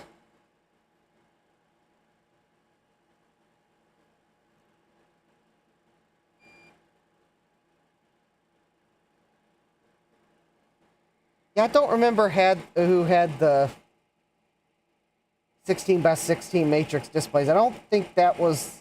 I think that was the table that was on the other side of American Retro Shop.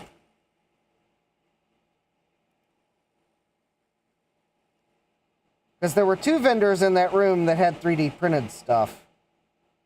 And then Emma Bear was in another room that had 3D printed stuff. Or Emmy Bear, not Emma Bear. Of course, Emma Bear also had sewn stuff, too. Yeah, Emma Bear was the table that had the pillows. If you saw LGR's video and saw the vendor that had, like, Windows logo pillows and whatnot, that was Emma Bear. And Emma Bear's also the... Oh, yeah, that diode needs to be... There we go. Emma Bear also happens to be the Grease Weasel authorized distributor in the U.S.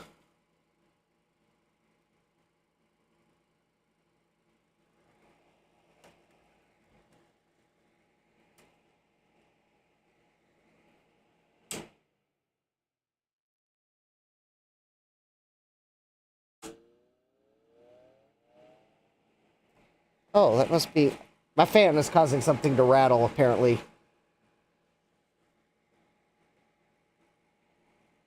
was getting annoying.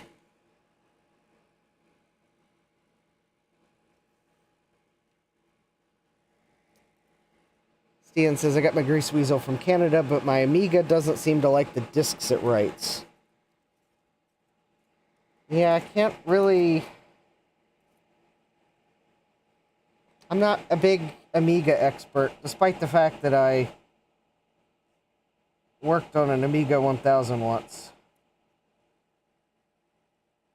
I don't think I ever really got real discs to work.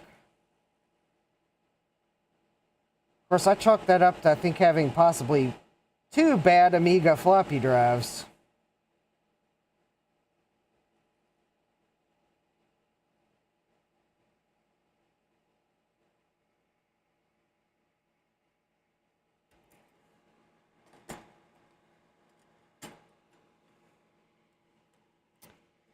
Because no Amiga is going to like to read discs from a floppy drive when the floppy drive just doesn't even work to begin with.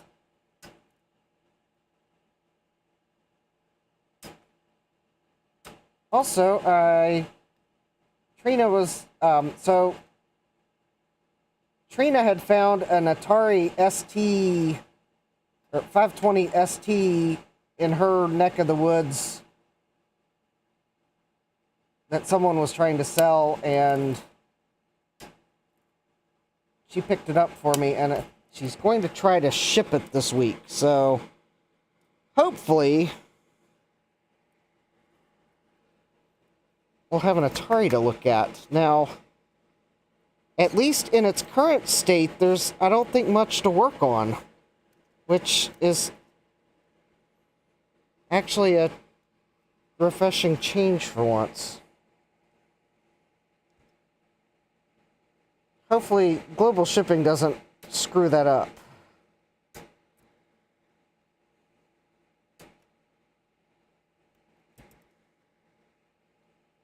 So, hopefully there'll be more to come on that.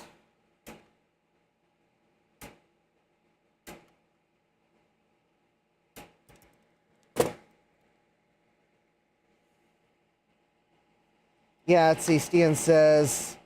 Amiga floppies are GCR, and the Grease Weasel can't turn a PC floppy into a GCR-capable floppy.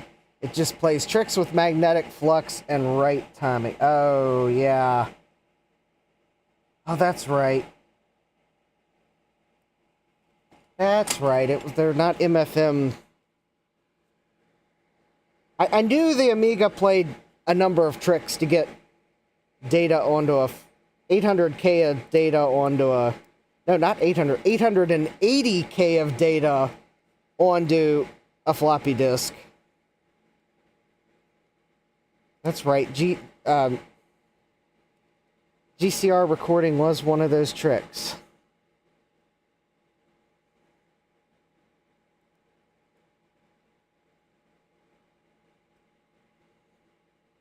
Yeah, 800K was the Mac, but I think 800K Mac discs are MFM.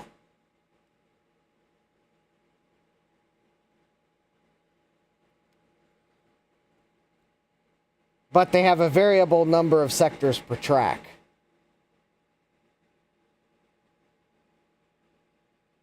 Stian says, still 80 sectors though, just like a Mac, except they squeeze in roughly 100K more.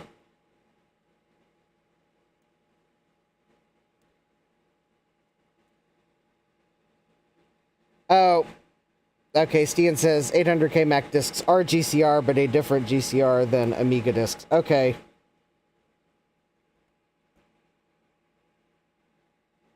Oh, that's right. It's the high-density discs, they went to MFM. Yeah, okay. Yeah, you're right.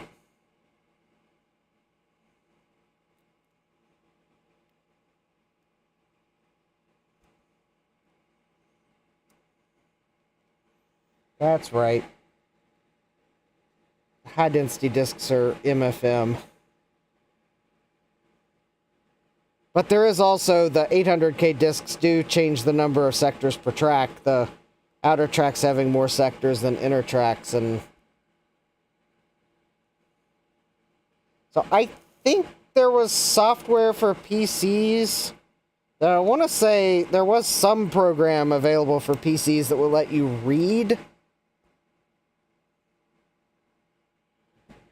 800K discs, although it was probably some software that directly controlled the floppy controller, and it probably was... drop the diode, of course. Found it. There we go. This is one of those kits where, given the sheer number of some of these components, it would have been nice if there was a spare one in the kit. Luckily, I found it.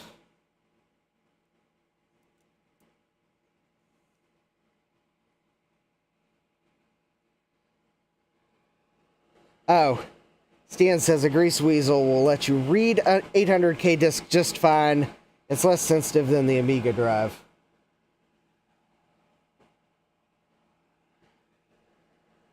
Yeah. Because at that point, the grease weasel is reading the magnetic flux, so... That's right, you can read an 800K Mac disc, but writing them is... another question. Alright, I'm trying to find my painter's tape to hold these diodes in place. Of course, I hid the painter's tape for myself, so therefore, I will just use this piece of painter's tape that Jesse put on the floppy disk box, because nothing will ever go wrong from reusing a piece of painter's tape.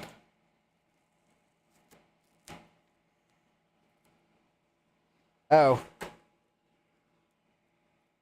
Stian says you can write them, but they're marginal, and apparently I bought a sensitive Amiga 500. Ah. Alright. So there we go. The last of these diodes.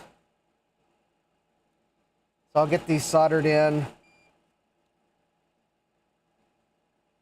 So basically, so I'd have a little more room.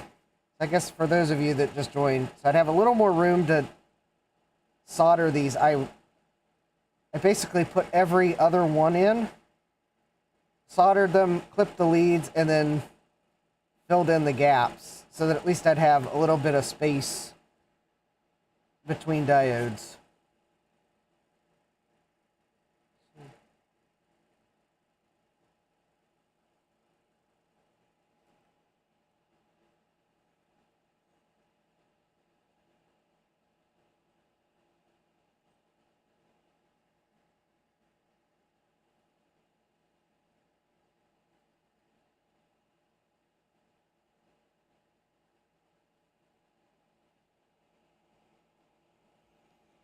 All right. Let's check. Oh, good. The painter's tape held those in place fairly well. All right.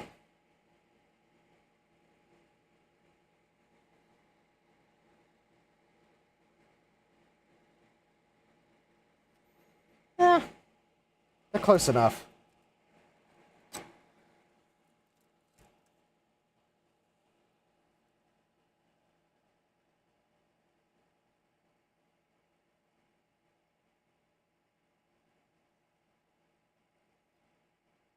Alright, I'm hoping that maybe the resistors will go faster.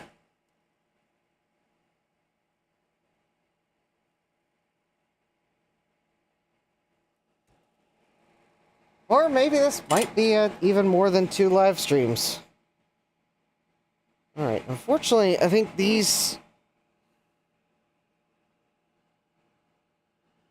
that set of clippers is not working well, so let me pull these ones out. Ah, much better.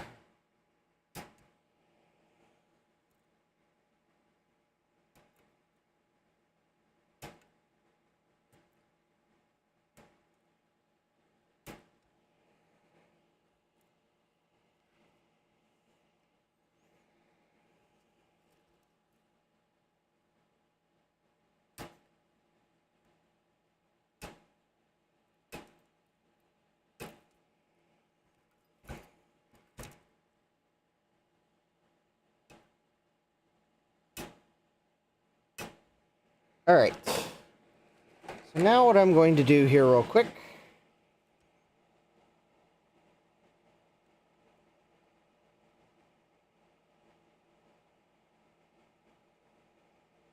Something that I like to do, especially when I might have gotten a bit too close with the clippers on some of these solder joints.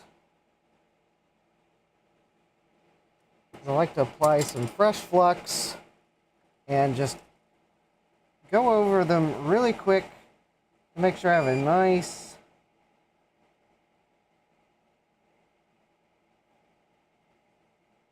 solder joint.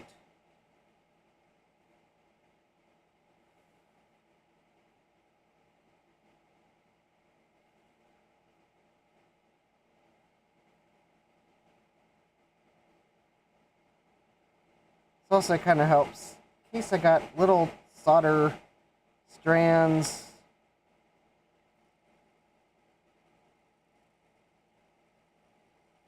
Help me clean it up.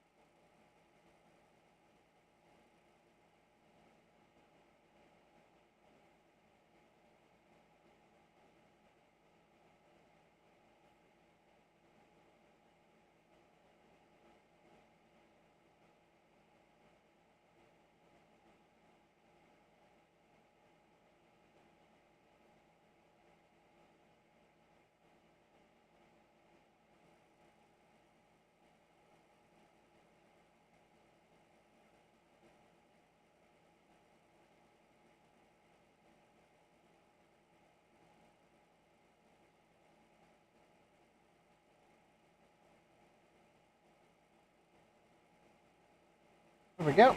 All right. All right. Good night, Rudy. Thanks for stopping by. There we go. So there, those diodes are in. So 32 components and it's 10:36. All right. I guess we're doing pretty good on timing. So there we go. Yep, all these diodes, the bands are pointed that way, and all these diodes, the bands are pointed that way. Alright, now for the resistors. These are the 470 ohm resistors. And let me see if I can figure out which of the lead spacings they might be. Oh, it looks like they might be the... I should probably just bend them. Now, there are other places to get these resistors, apparently, so I'm not going to pull them all off the paper.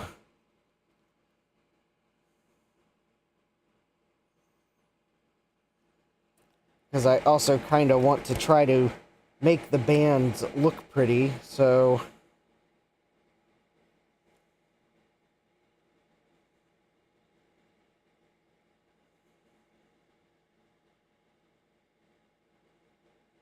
I know Sylvestron was joking, but I wasn't. I like to make my resistors look pretty. Especially when they're all in a nice little row.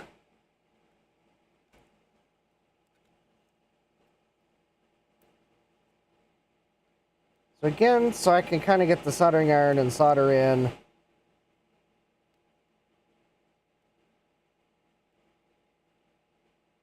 I'm going to do every other one. I'll solder them, and then we'll put the missing ones in.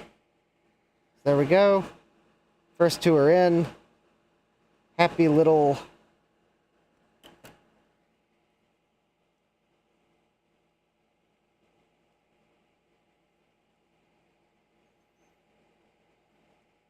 band alignment.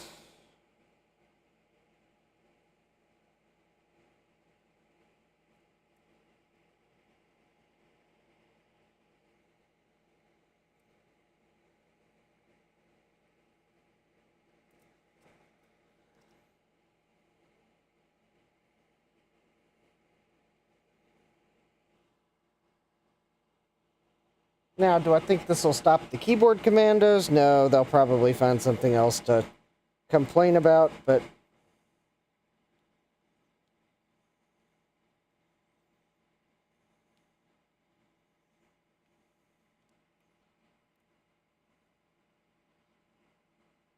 they'll probably complain about my incorrect use of thermal paste on this product. Despite the fact that this product uses no thermal paste.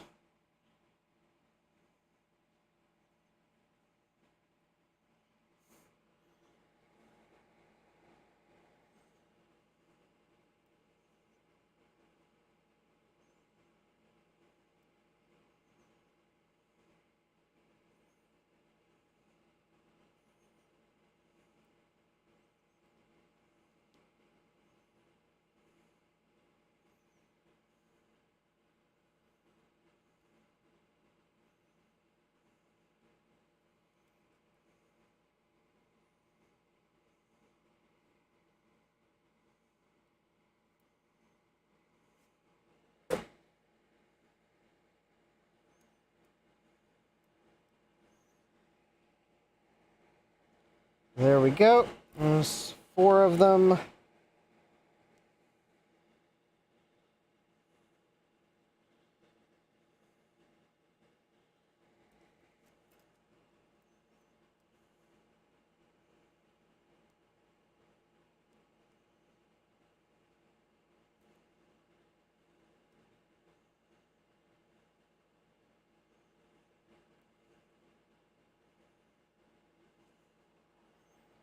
Five.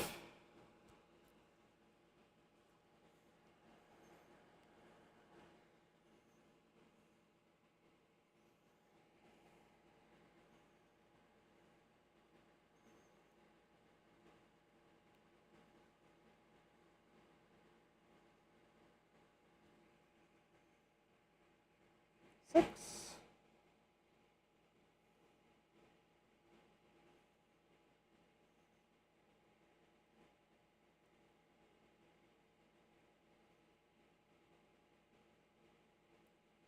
Seven.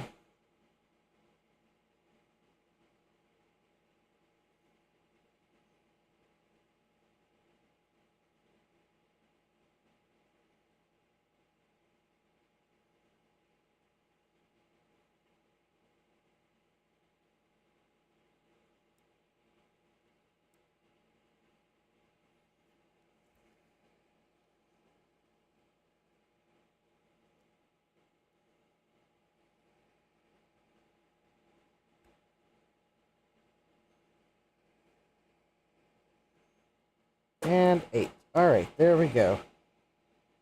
8 little happy resistors. I mean, I presume they're happy. They're going on a retro chip tester board.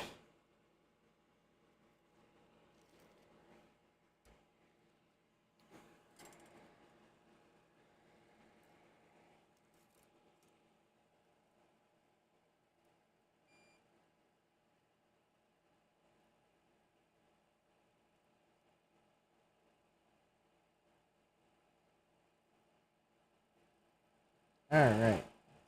Here.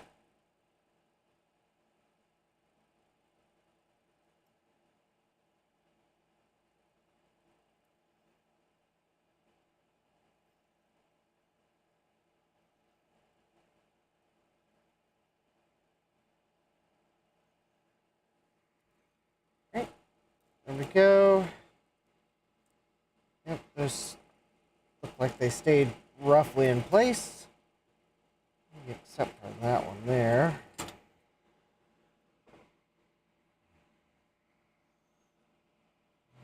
1, 2, 3. 1, 2, 3, 4.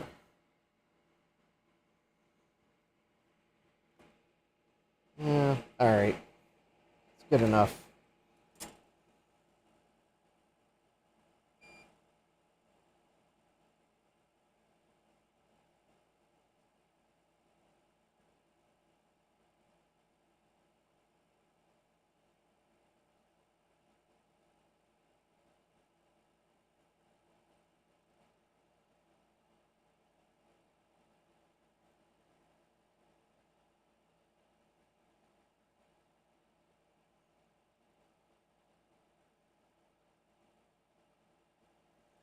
Right.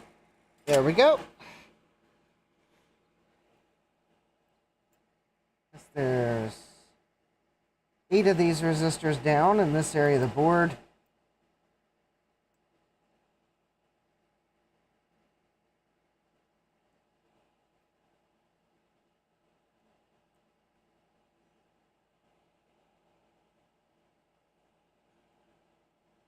Actually, given the number of resistors and diodes on this board, and it might be aspirational.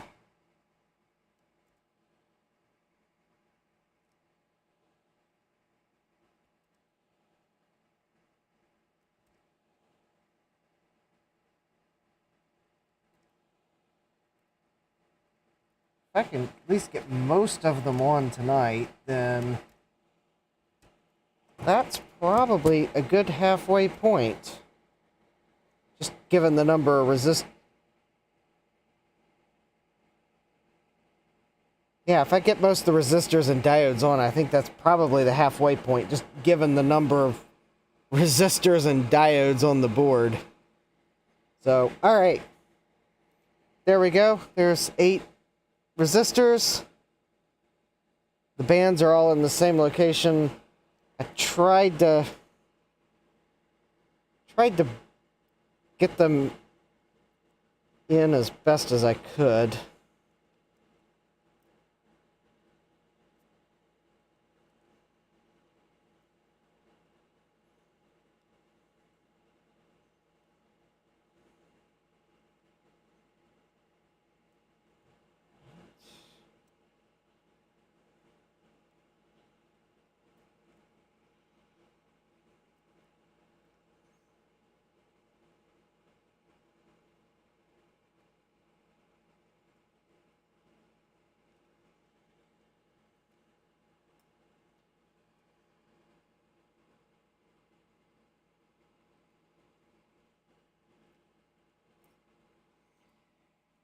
All right.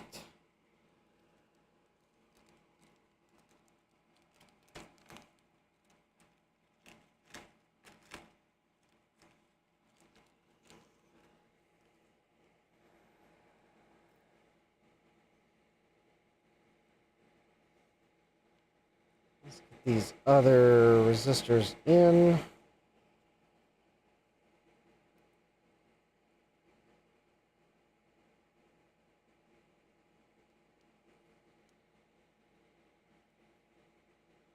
Go, 1.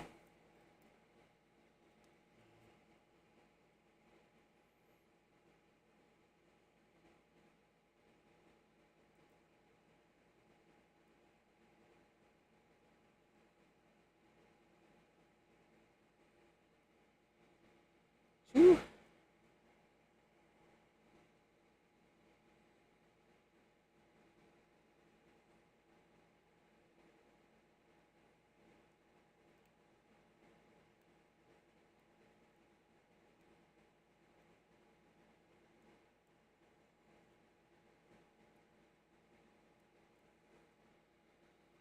Three.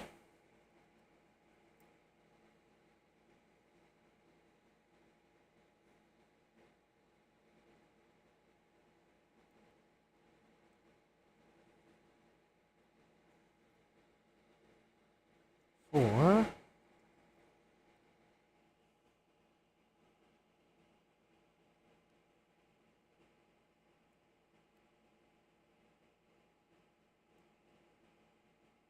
Five.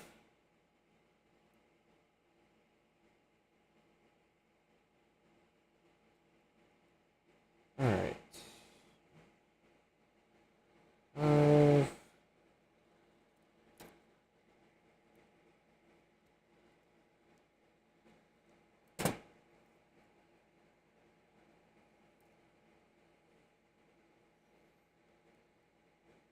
6.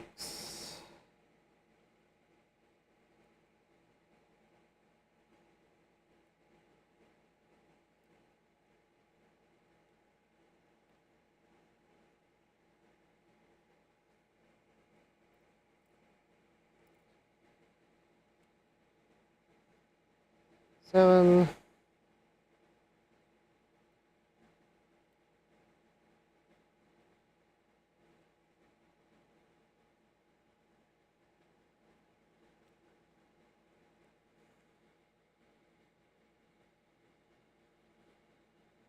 And 8.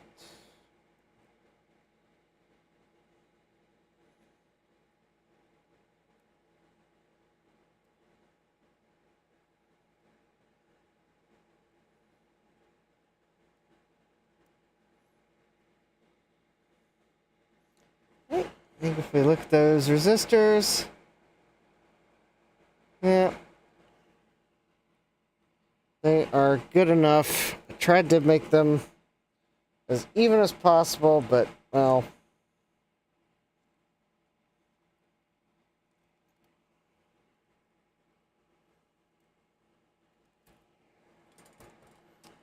I am trying my best.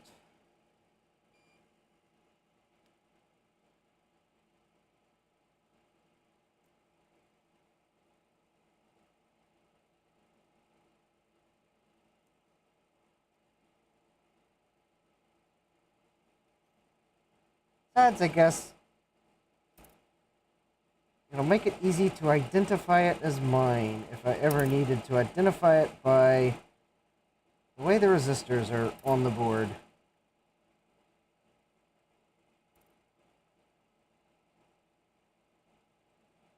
I'll know it's one I built as opposed to one that some machine built. Or even someone else hand built.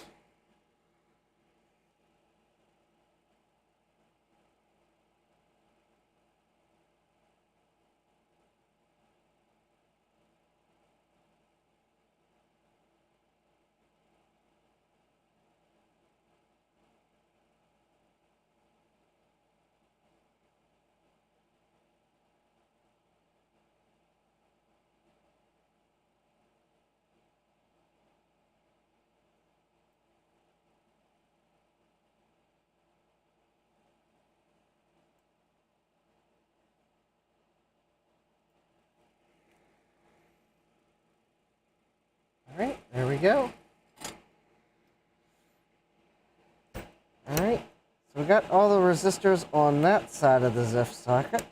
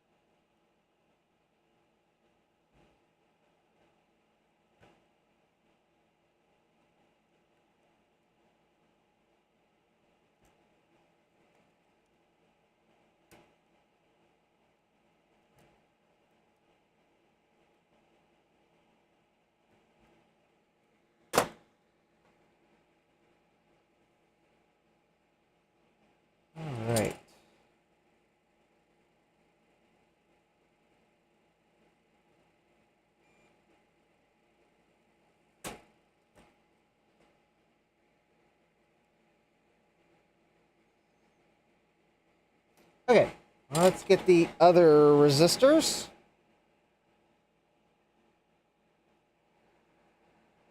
And then luckily, I think things get a little more spaced out. I think this is about where the components are the closest, by necessity. I couldn't tell you exactly what these resistors and diodes do. I presume the resistors are probably acting as a pull-up or a pull-down, and I presume the diodes are probably to protect the circuit, if I had to guess.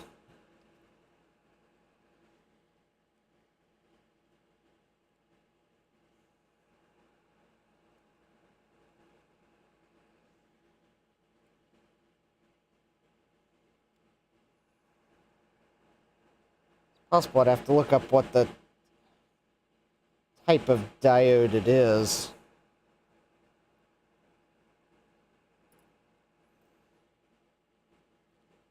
They were 1N4733s, so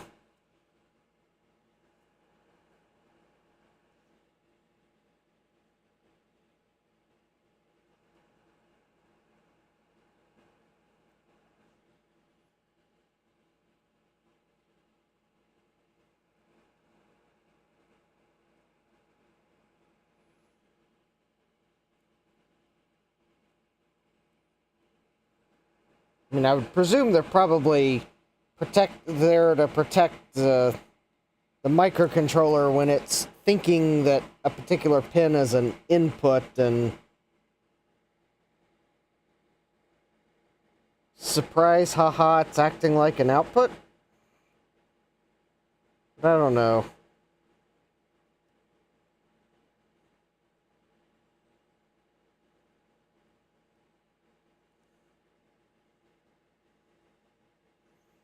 I haven't studied the schematic for this in detail. So I'm... Oh, hi, Jack. Welcome.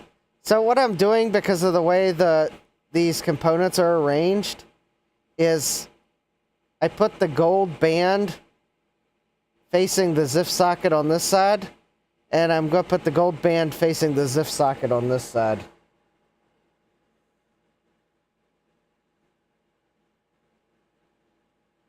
Because I'm going the extra mile to make my rows of resistors look uniform. So I'm kind of mimicking the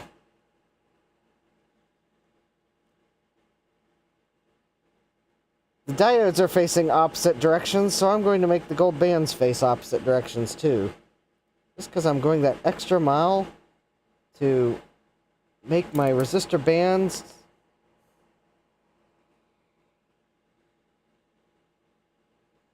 look neat, even though it's totally not needed because resistors are non-polarized components.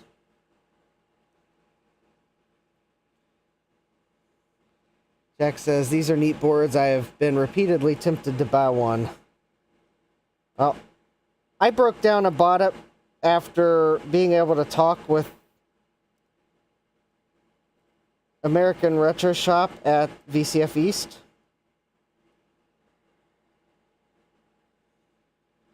And I guess I got to realize that for most of what I do, the base kit will do what I need. And then I can buy the add-ons I need later. Yep, these are definitely a bit more pricey than the back bit ones. I would, there's no doubt about that.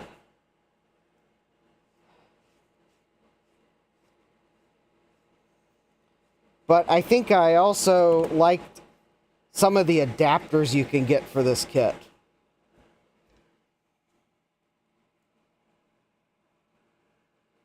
And I think that's kind of what made me decide that I wanted this one as opposed to the one from Backbit. So at some point I'm going to buy the PCB kit that lets you build adapters for it. But that wasn't a this time around activity. Jeremy says that board costs more than my monthly mortgage did.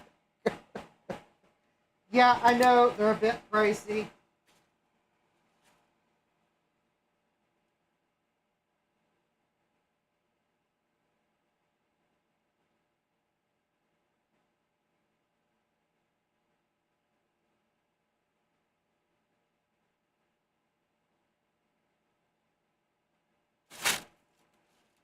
But it was kind of the...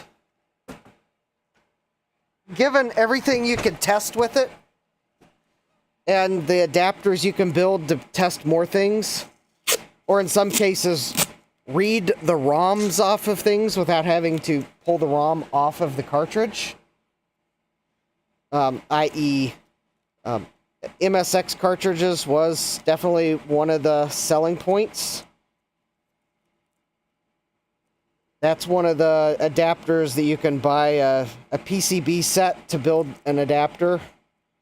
Now, I guess the only one thing that's...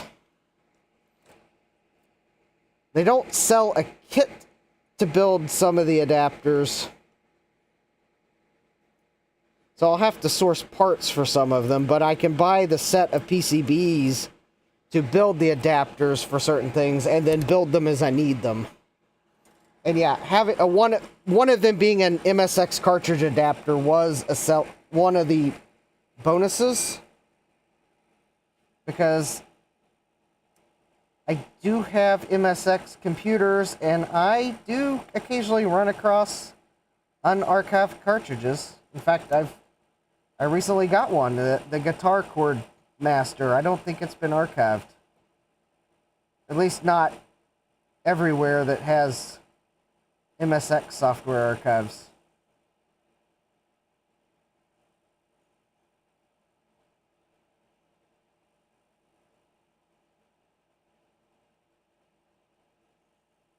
So, at some point, probably sooner rather than later, I'll buy the set of PCBs to build adapters, and probably the first one I do will be the MSX cartridge adapter.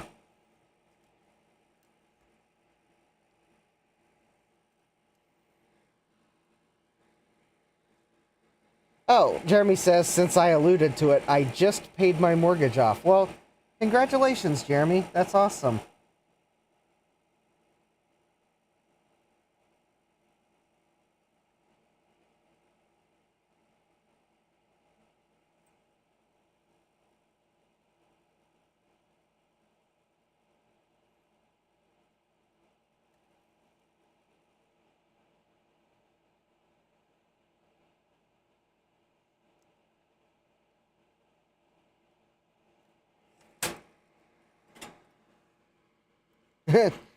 Jack says, I got 27 years left on mine.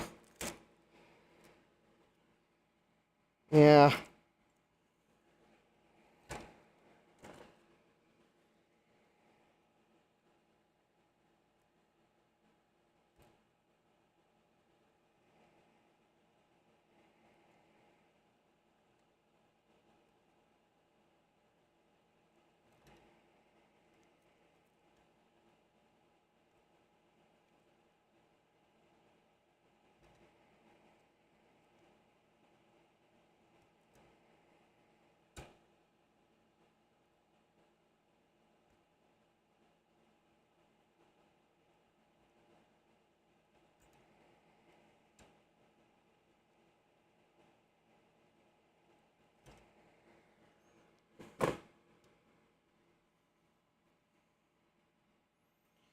Alright.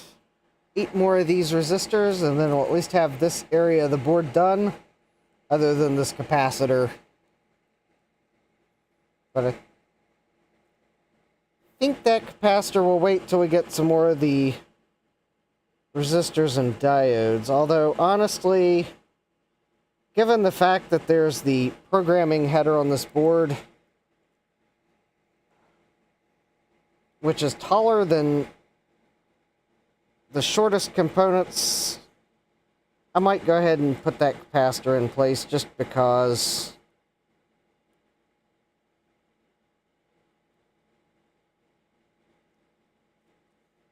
I will wait for the ZIF socket, though, because the ZIF socket is definitely taller than that programming header.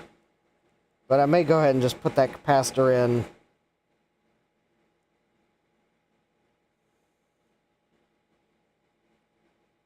Just so I can say that this part of the board's done.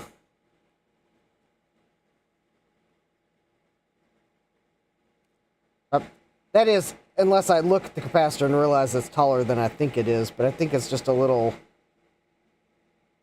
10 microfarad cap, and it's probably looks like one of these. I realize that you don't necessarily see... It's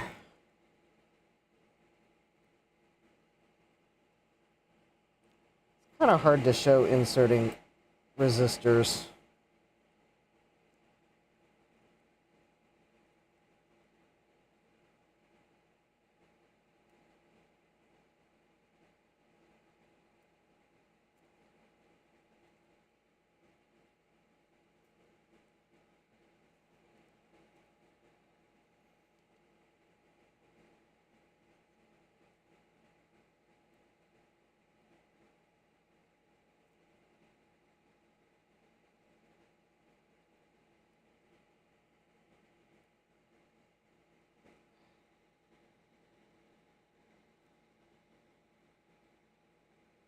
Ian says I got 2 years left on mine.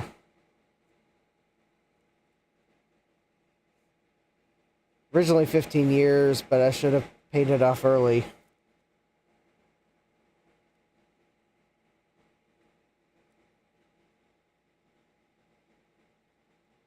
Oh, hi Jason, welcome. Jason says, as soon as I put this in and can read the screen. Mega says, I wish I had a house. Jason says, excited to see you tackle this project. I built one and love it. I finally got around to updating the firmware too. Good luck. Yeah, thank you. Yep. It took with talking with American Retro Shop at VCF East for me to decide to go ahead and pick one up. I guess the small discount at the show helped. I think normally these kits are $369 and the show price was $339, so, I mean, a little discount.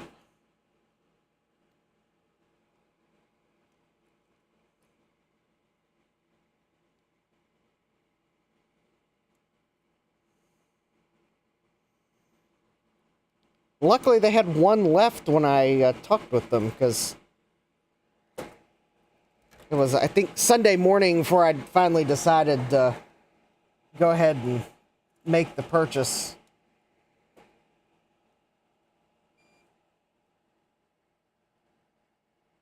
Because I was kind of...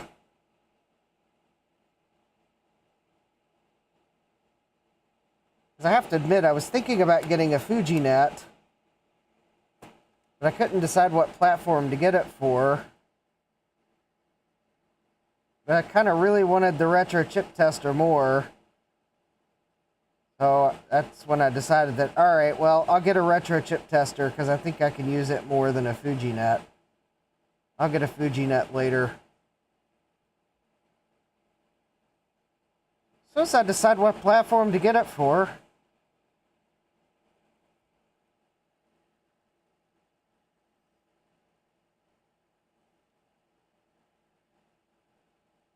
Also, another side note, the Commodore 64 I took to VCF East I actually have upstairs in my office.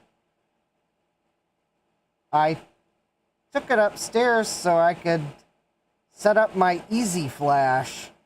I finally bothered to download the software for writing stuff to it.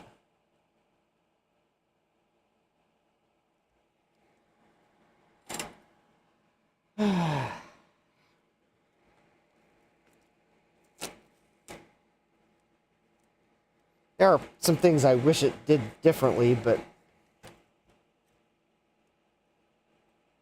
guess what prompted it is Gutbomb had sent me the 8-bit dance party program, and I don't know how in the world you write programs to the Easy Flash, but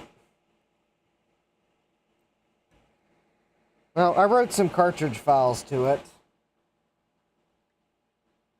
And I wrote a kernel ROM to it.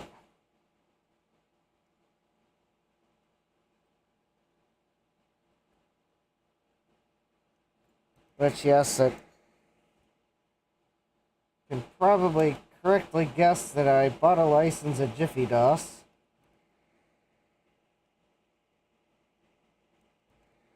Because Jiffy DOS is the kernel ROM I wrote to it.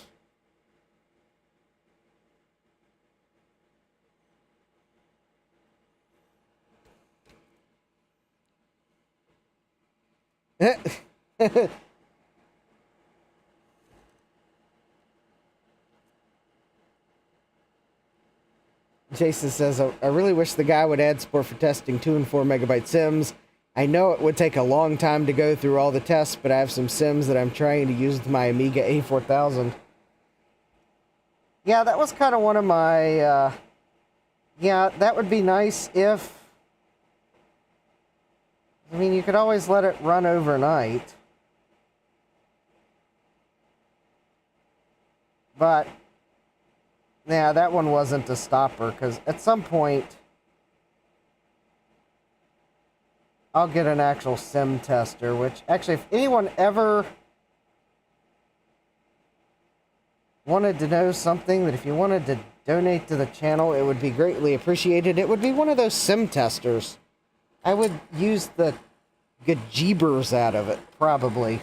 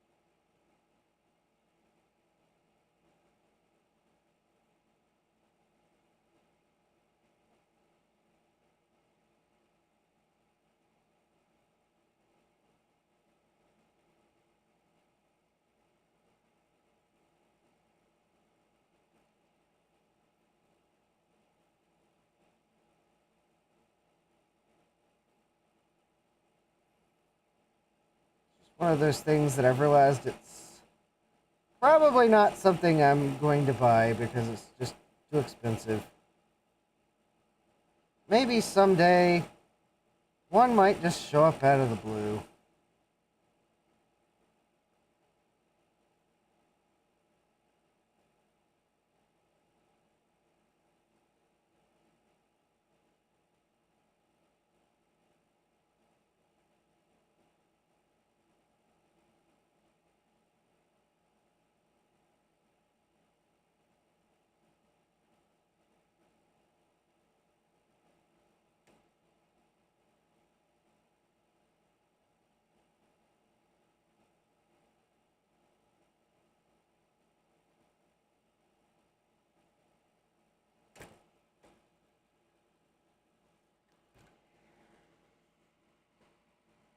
Some of them have...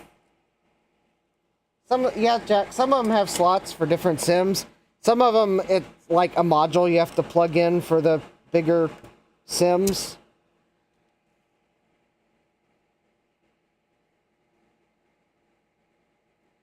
So, like, I think some of... at least the one that Adrian has, I think it has 30-pin sims built in. And maybe 30... but I think there's, like, you plug in a module for 72-pin or DIMMs. I've seen them done a couple different ways. Alright, we have resistors, we have diodes. Let me see if I can find the C10 cap. Let's go ahead and put that on the board.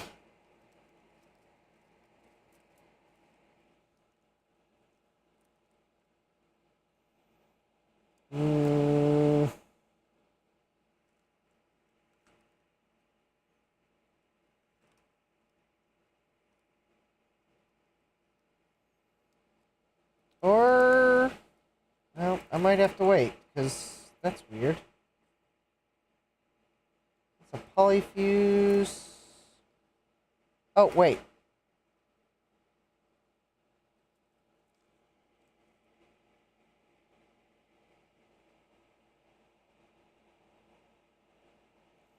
Okay, I think that one's it. I think that's a 104.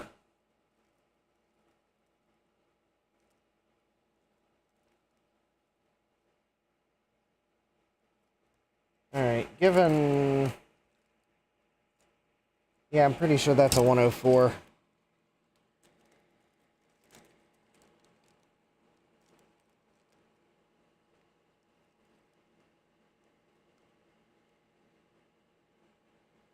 Mike says, get your first FujiNet for your Apple II and your second FujiNet for your Atari 8-bit.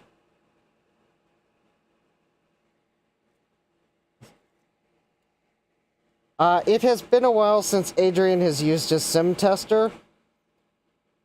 Probably because people stopped sending him sims.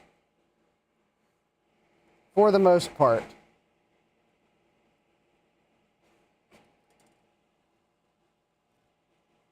I mean, that is not to say that people don't send him sims, but I think people... I think the reason why he brought Rammy out was to kind of be a visual indication that he had enough RAM.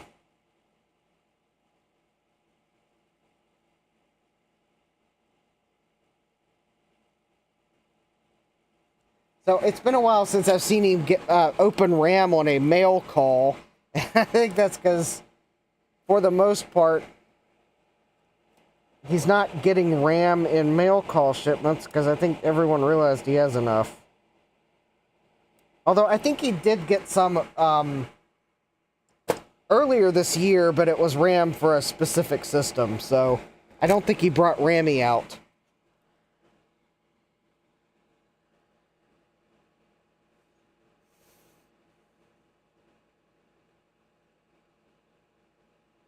Jack says, my sim tester is a known working logic board. Yeah, that's usually how I test them, but it would be nice. The reason why I would like a sim tester is because a lot of them, not only will they test the sim, although I'm sure MIM test in a working motherboard is probably a better, more thorough test, but a lot of them can also very quickly tell you if it's EDO or fast page, the speed of the RAM as it measures it, because it can actually measure the speed, and it can tell you if it's parity or non-parity very quickly. So if you're going through a lot, and the size. So if you got a whole bunch of sims and you don't know what they are, you could go through them very quickly and at least get an initial read of them, and then you'll know what they are to match them up to then put them in a motherboard and run MIM test.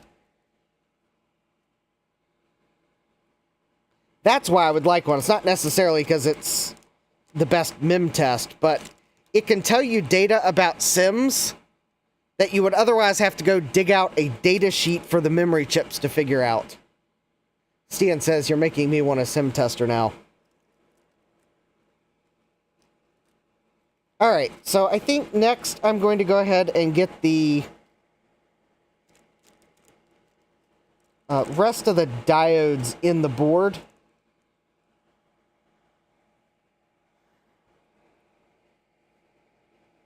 Seems like a good thing to go ahead and do.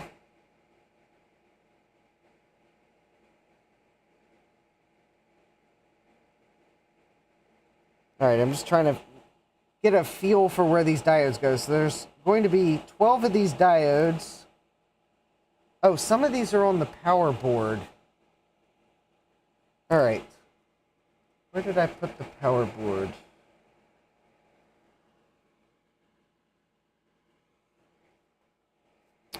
Hold please while I find the power board so I can...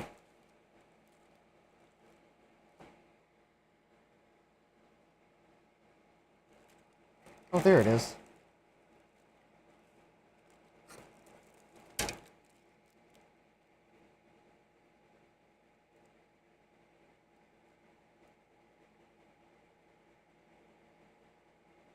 Why don't I just go ahead and,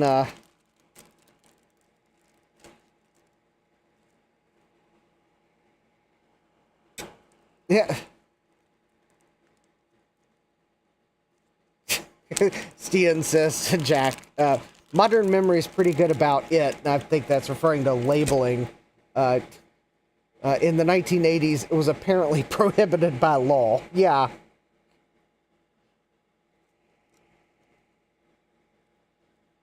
Either that, or a lot of the memory wasn't labeled because it was from systems where they, I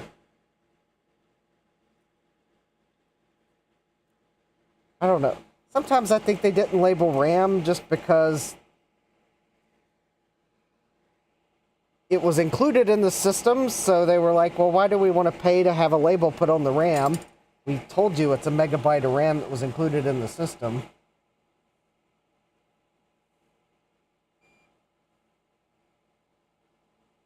Sometimes, though, I think the label's fallen off with time, so there is RAM where I think it did have a label, it just fell off.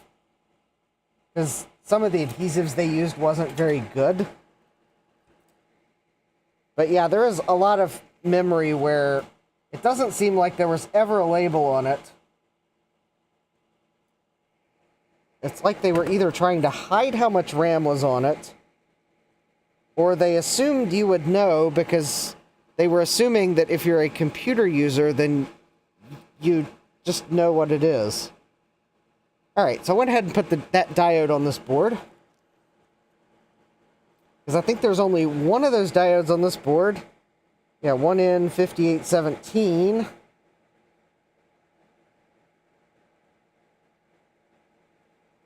So I think there should be 13 diodes on this board. I'm just trying to get an idea of where they are. So there's one right there.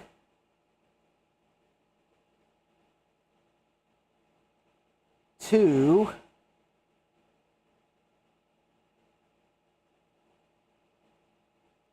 Three. 4, 5, 6, 7, 8, 9, 10, 11.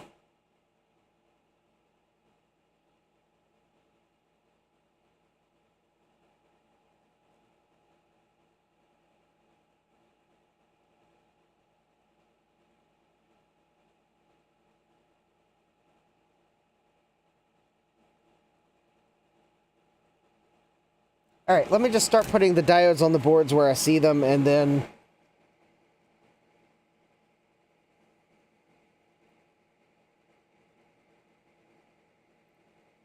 Oh. Oh, hold on. I misread the quantity. For those of you that were yelling on the screen, that it clearly says 12 of them. You are right. I got confused by the 14. I thought that was the number. There's actually 12. So I did find all the diode locations on this board. All right, we're good.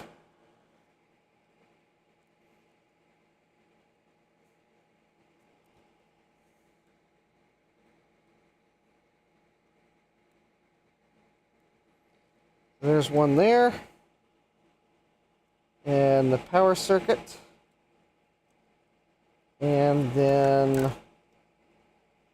we'll get the two...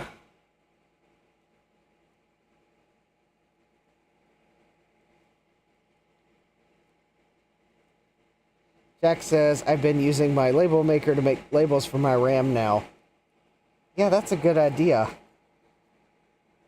Now I really want a RAM tester so I can quickly categorize the RAM so I can make labels for it. Official, little official looking labels that make it look like the RAM manufacturer labeled it back in the day.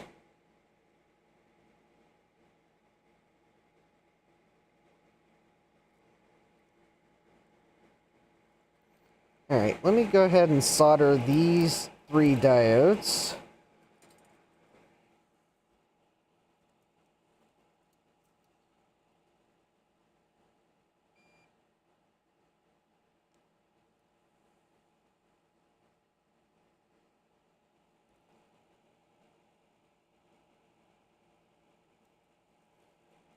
And then I'll get the 8 that are...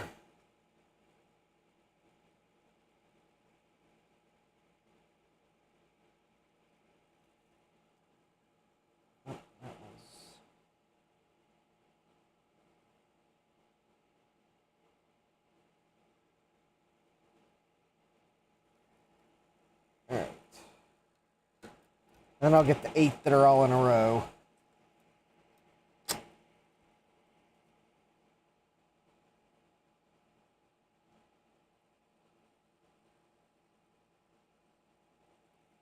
Yeah, one of these days I'm just waiting to get a hold of some PAL RAM and try to jam it in the PC and wonder why it doesn't work.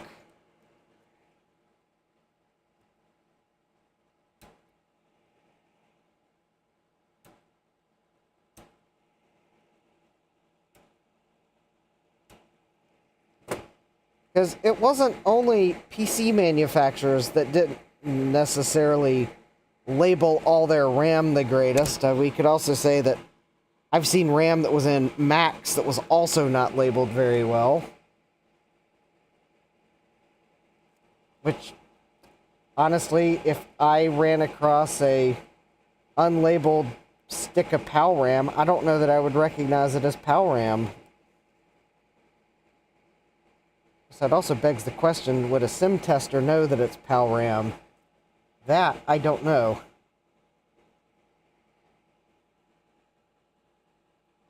It is a question, though, that... Well...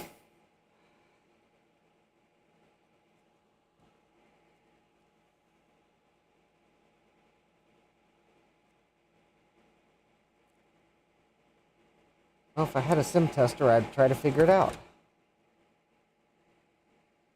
Yeah. Yeah, it was certainly not just PC RAM. In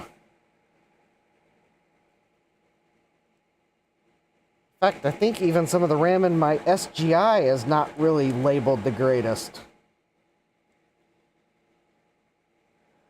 Now, on the other hand, I will say that Sun labeled just about everything, so I think just about every stick of Sun RAM I've seen has a Sun label on it.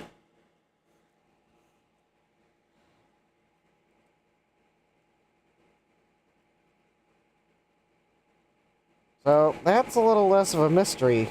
Or at least it's got a Sun part number on it. I don't know that it necessarily says the capacity on the label, but at least it has a Sun part number you can look up. So I'll at least give them that they put little Sun labels on everything.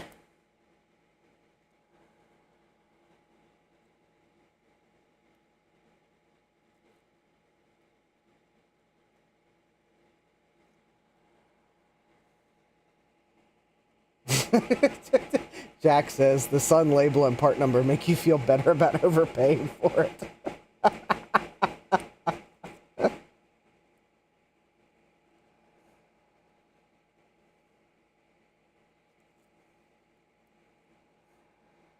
Well, the Sun label certainly made me feel better about buying 2 of the Sun PCI cards.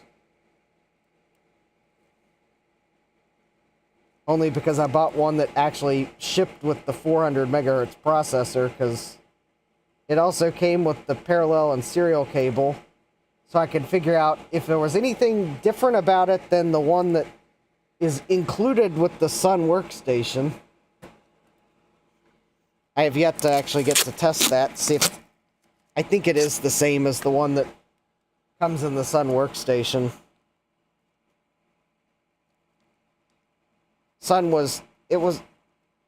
That workstation was from the era where Sun was trying to be like PC manufacturers with their cheaper manufacturing processes that I'm pretty sure it's just a standard PC serial and parallel header with a short cable so they can slap a Sun part number on it and justify charging you a premium price for the Sun part, because look, the cable fits our case so nicely.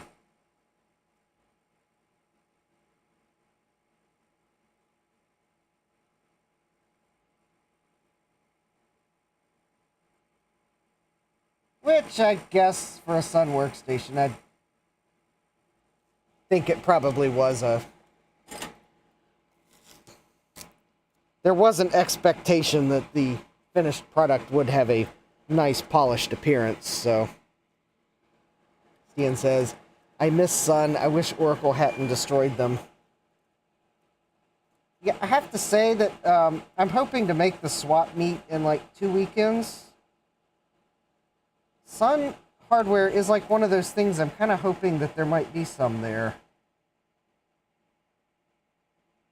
Because that's like exactly the type of thing that I would want to buy at swap meet prices. Because some of that Sun hardware goes for crazy money on eBay. But if I can get it at swap meet prices, then we might just have some more. Stan says, if you want Sun hardware, I have some. Oh, cool.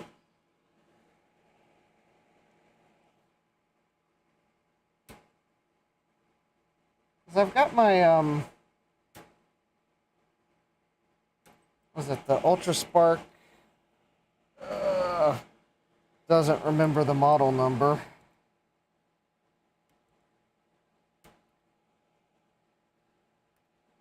Yes, I would not mind looking at some different vintage Sun hardware. I think that would be cool.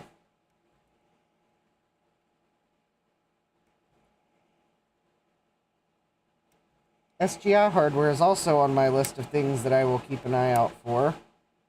But some of that, though, is just really heavy and prohibitive. Like, of course, I'm sure Sun made stuff that was heavy, too, but some of those SGI stations are like, should have come with wheels. And yes, that comment was directed at Apple. Even though I said SGI. You know which Apple product that I'm also kind of half referring to in my comment. It should come with the wheels.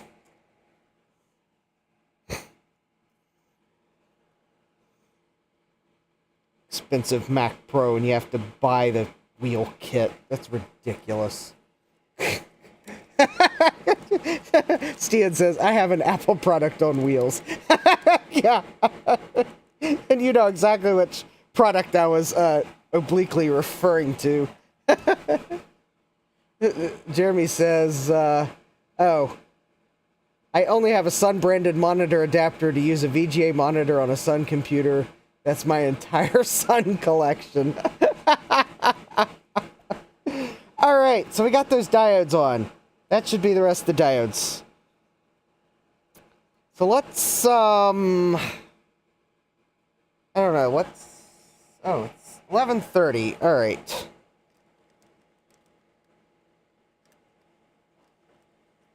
So let's see here. I'm looking at the resistors, and I'm thinking of tackling them in a methodical method. How about let's do these in order of increasing numbers of resistors.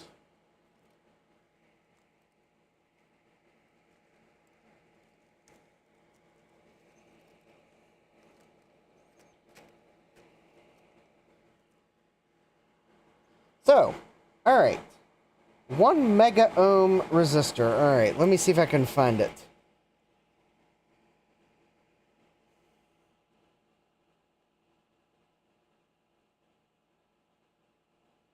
Oh. Stian says specifically an Apple Network Server 500, 2 Apple Network Server 700s, and an Apple Network Server SMP prototype. The 2 700s are currently nightstands.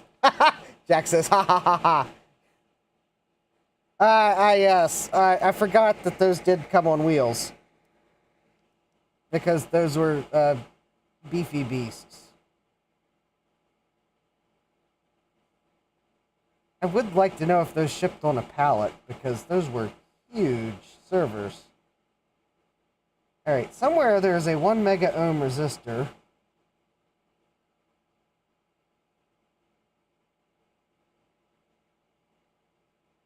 Logic would dictate, maybe I should have started with the one that had the most resistors.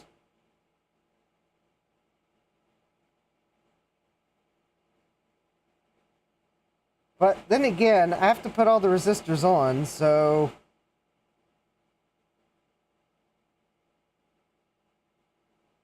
Why not start... Oh, there's a chance it's on the power board.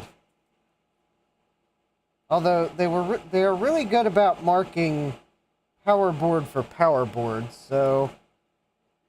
I thought the 1 mega ohm resistor is probably...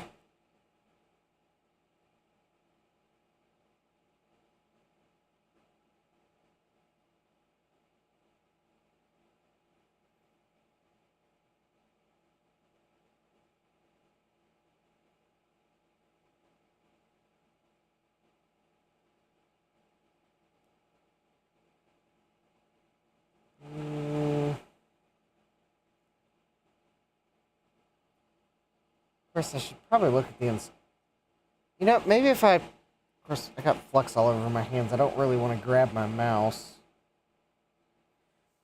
Alright. 1K, it's a 4K7, 10K, 470, 1K, 1K, 1K, 10K, 4K7, 10K. 1 mega ohm tells me it's probably a sense resistor.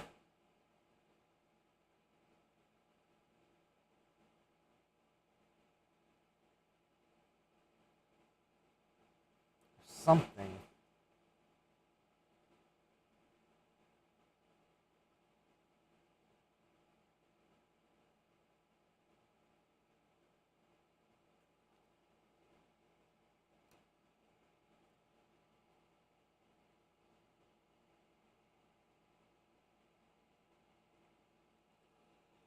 Oh, Ian says... Dual 604R CPUs on a single bodge-wired processor board. Basically an RS-6000 pretending to be a chirp machine.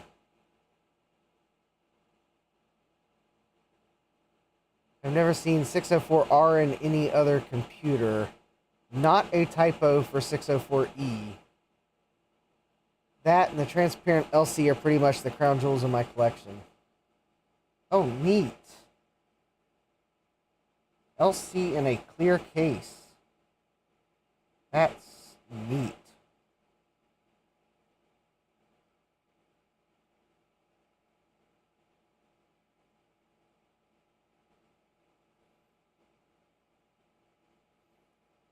Maybe one day Mac Effects might make a clear LC case, but I suspect there's other Macs higher on their list.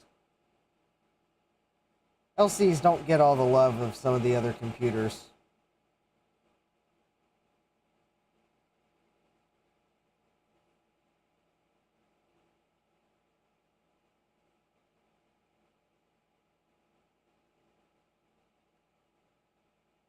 Alright, I guess maybe I'm going to have to see if there's something in the instructions. I do not see... Alright, I'll just have to clean my mouse later. I do not see where the 1 mega ohm resistor goes.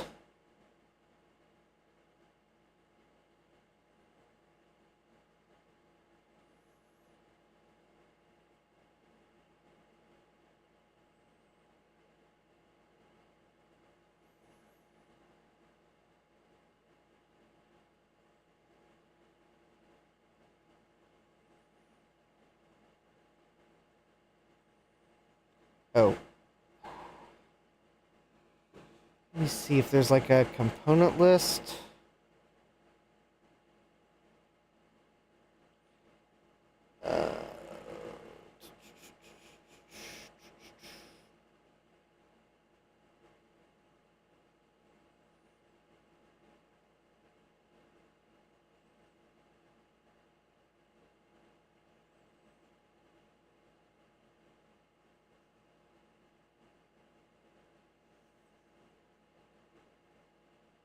Alright, I guess I'll set the 1 mega ohm to the side and come back to it because I do not see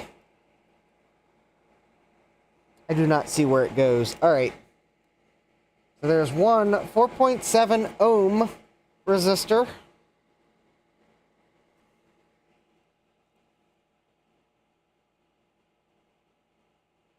Ian says, my clear case is from Apple, not aftermarket. It was part of their promo at the LC Classic 2SI launch. Oh, that's right. Yeah, I think even they did some clear SEs for promo material at one point too, didn't they?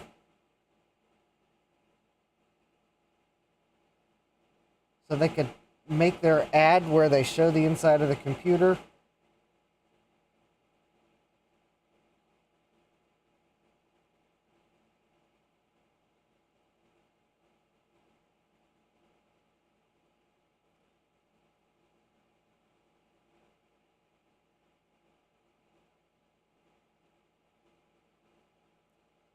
I have to say, I might give them feedback that for some of these parts where there's only like one of them or a very small number of them, I think I'm going to give them some feedback that it would be nice if they would print the location of the part on the bag for the components that only have a small number.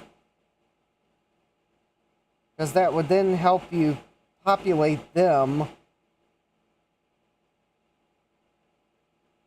For the ones that have a large number, it's pretty obvious where they go because they're all mainly grouped in the same area.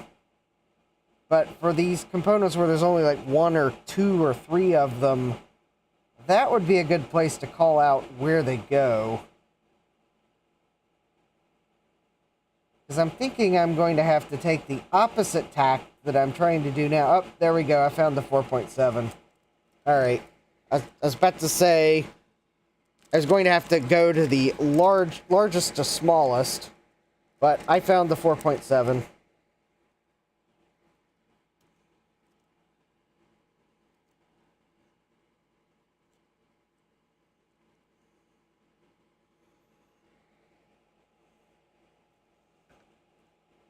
Still don't see the 1 mega ohm, but there's the 4.7 right there.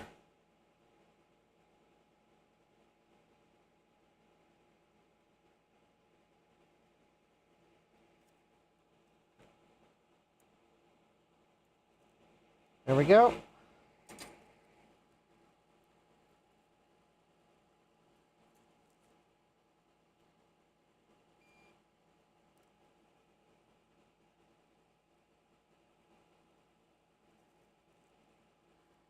Whoop.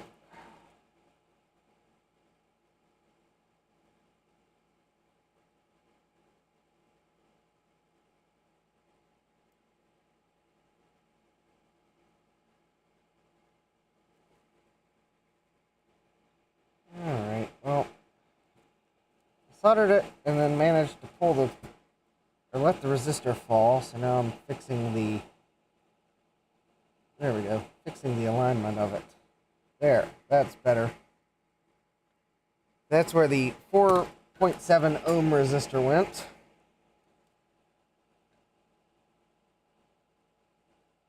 Right there.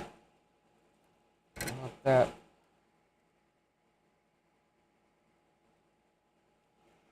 Alright. That one's done.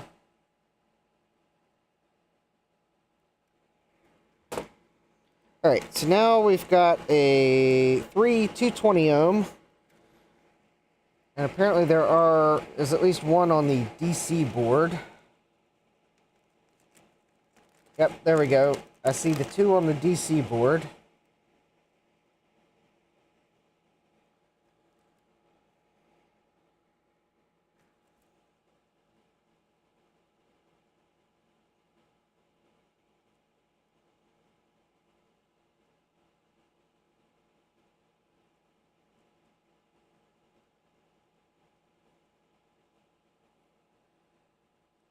Right there.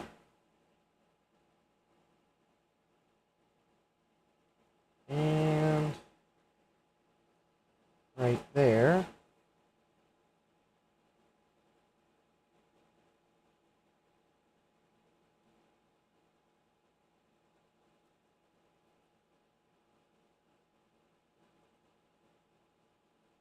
Alright, if anyone's wondering, no, that 1 mega ohm I can't find.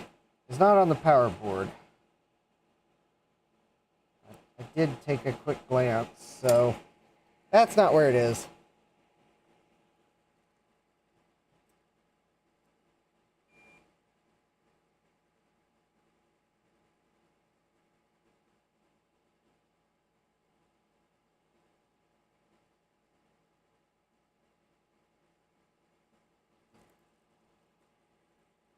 Alright, that's good. Those resistors. Good, so we can solder the other 2 pins.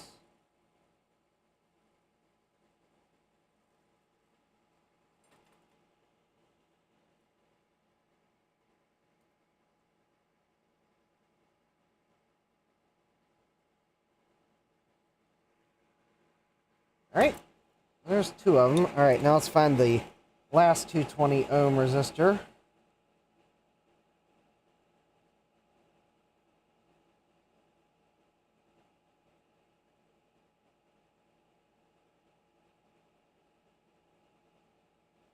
Oh, there it is. It's up under the display.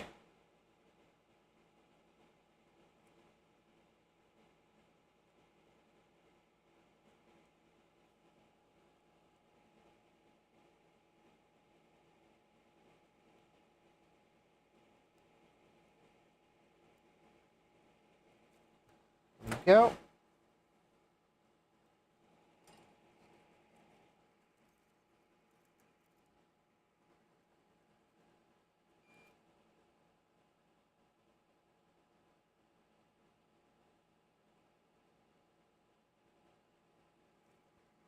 Alright, there we go. There's the 220 ohm right there. So we got that. There we go. So the next one is 1K ohm. There's 8. This will probably be the last components I get tonight.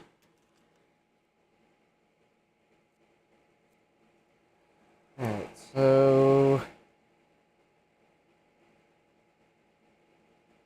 there is one on the DC board. So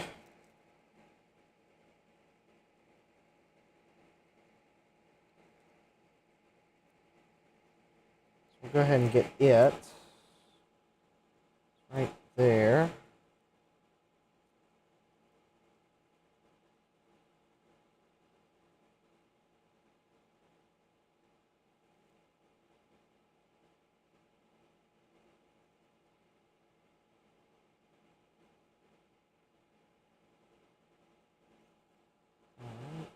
Actually, we haven't got the bands running yet. I'm trying to make the bands look nice. Actually,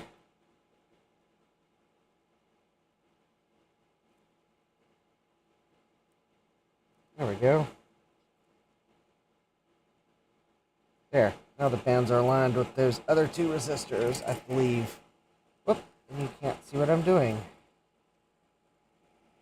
Sometimes neither can I.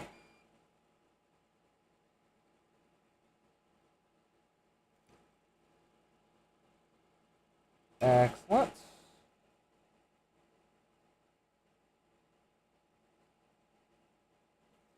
Alright. There should be 7 more of these on the main board. I think I saw some of them. Let's see, 1K. There's 1, 2 up in this section.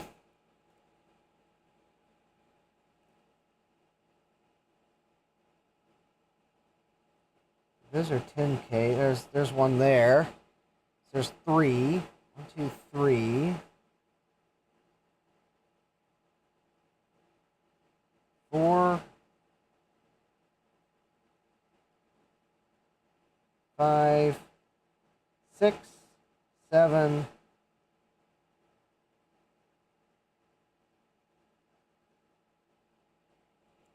Oh yeah, that's it, because there's 7. Alright.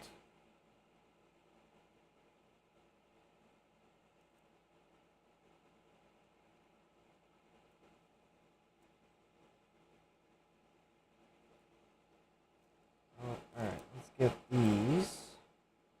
One.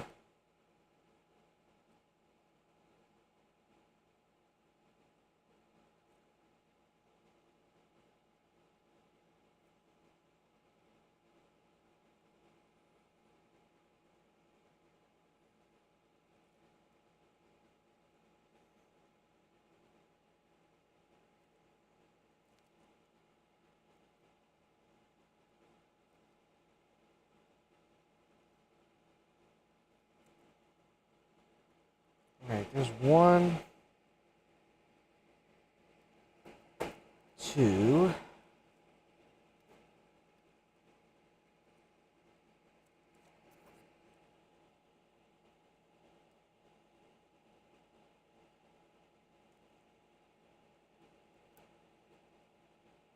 One, 2.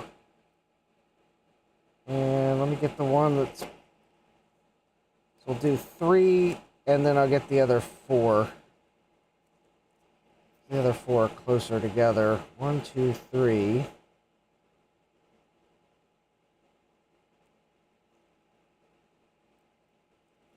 One, 2, 3. Actually, you know, now that I've got found the 1K ones, maybe I'll be able to find the 1 mega ohm one.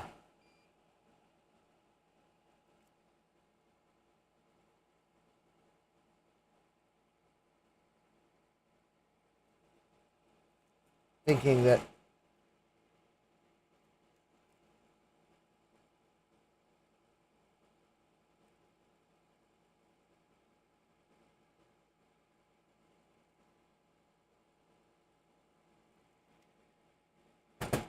all right, looks pretty good.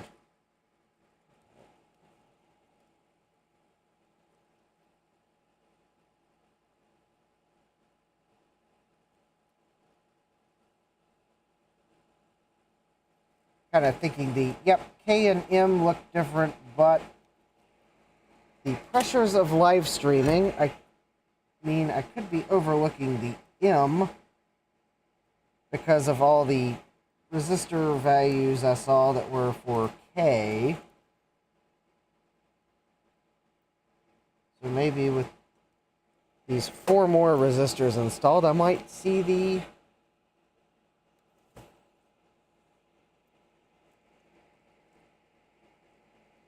ones that I was overlooking. All right.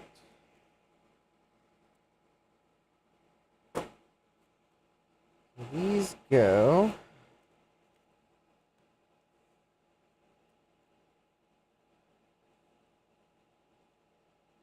One.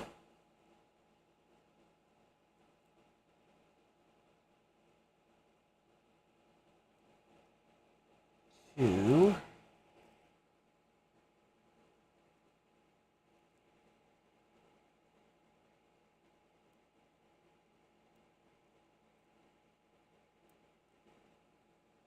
3.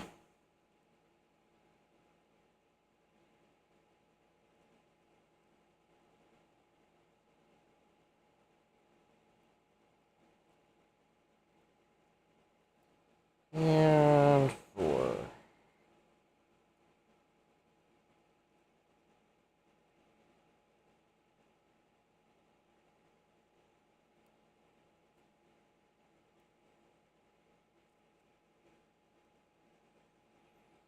Right. Let's get these tacked.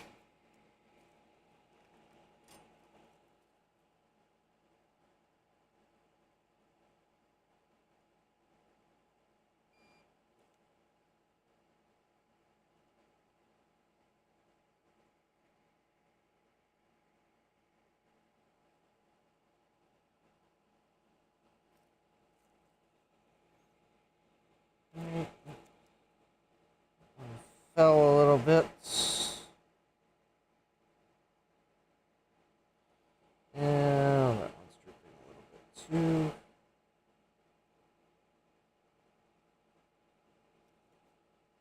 Right, there we go. Those look good.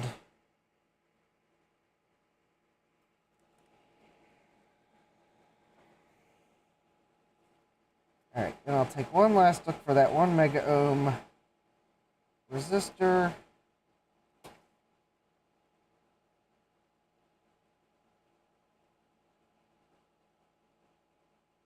That might be a good stopping point.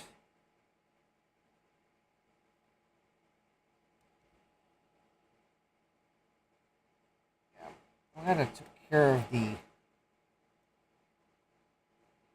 following like extension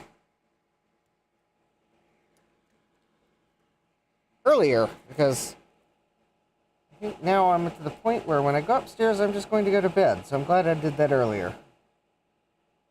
Alright, let's see if I can find that 1 mega ohm resistor position.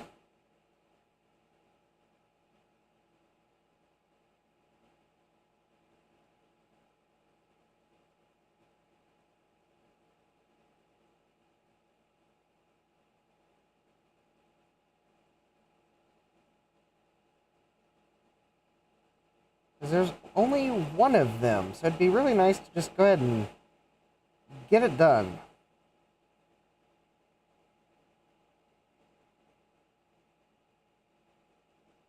Alright, maybe what I should do is just read off the values.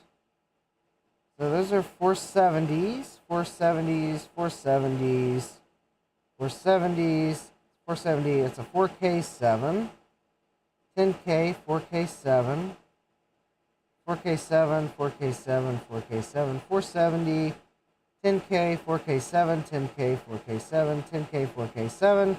These are all 470s. That's a 470.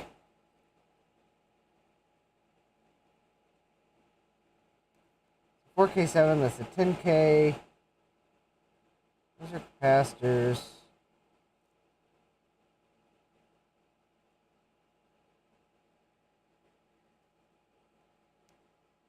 Let me guess the...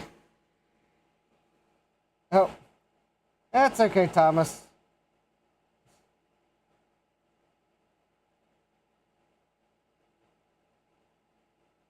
Thomas is asking a question in the wrong chat. Well, I hope the camshaft sensor is okay, whoever's working on it.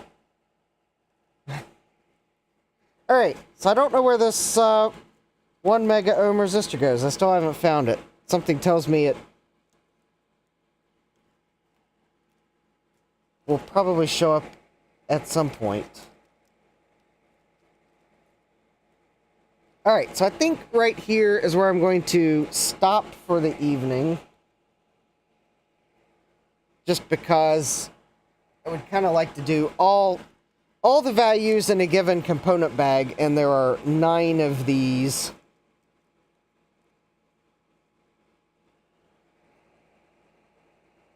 And they're not exactly beside each other.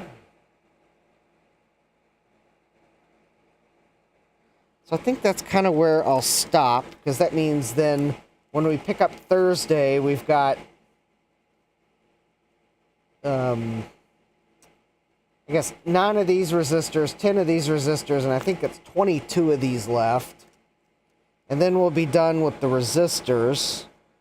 Well, and then I guess there is this mystery 1 mega ohm resistor, but I'll set it off to the side. Its purpose will probably become clear once I start putting things together. And then we'll be down to... Oh, actually, there is one more resistor. I just realized I missed one. And there's only one of these, so let's go ahead and get it done. There's a 750 ohm resistor on the power board. Alright, let's go ahead and just knock it out, since there's only one of them.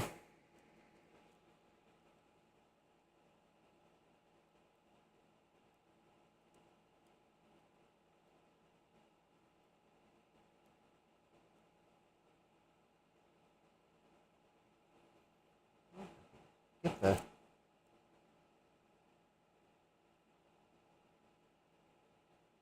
There we go. Alright. I'll knock that one out.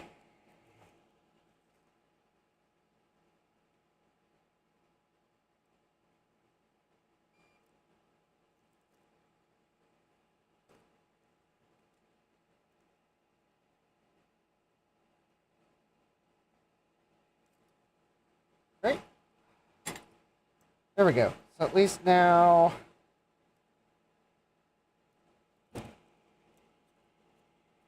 There we go. Alright, so for the power board, yep, we're down to the capacitors and regulators and pins, so that's good. Alright, and then for this board, we'll pick up with the rest of the resistors, and then I think we're down to capacitors and transistors and pins and terminals. So anyways, I think that's a good place to stop because I kind of want to get all the resistors of a given value at once. Just to help keep track of what I have left to do. And then, yeah, so I guess, I don't know that we got exactly halfway, but we're close enough to halfway. So anyways, Thursday we'll pick up on this build. I am going to start to remove my glove and then realized I probably got Flux on my mouse, so awkward. Hold, please.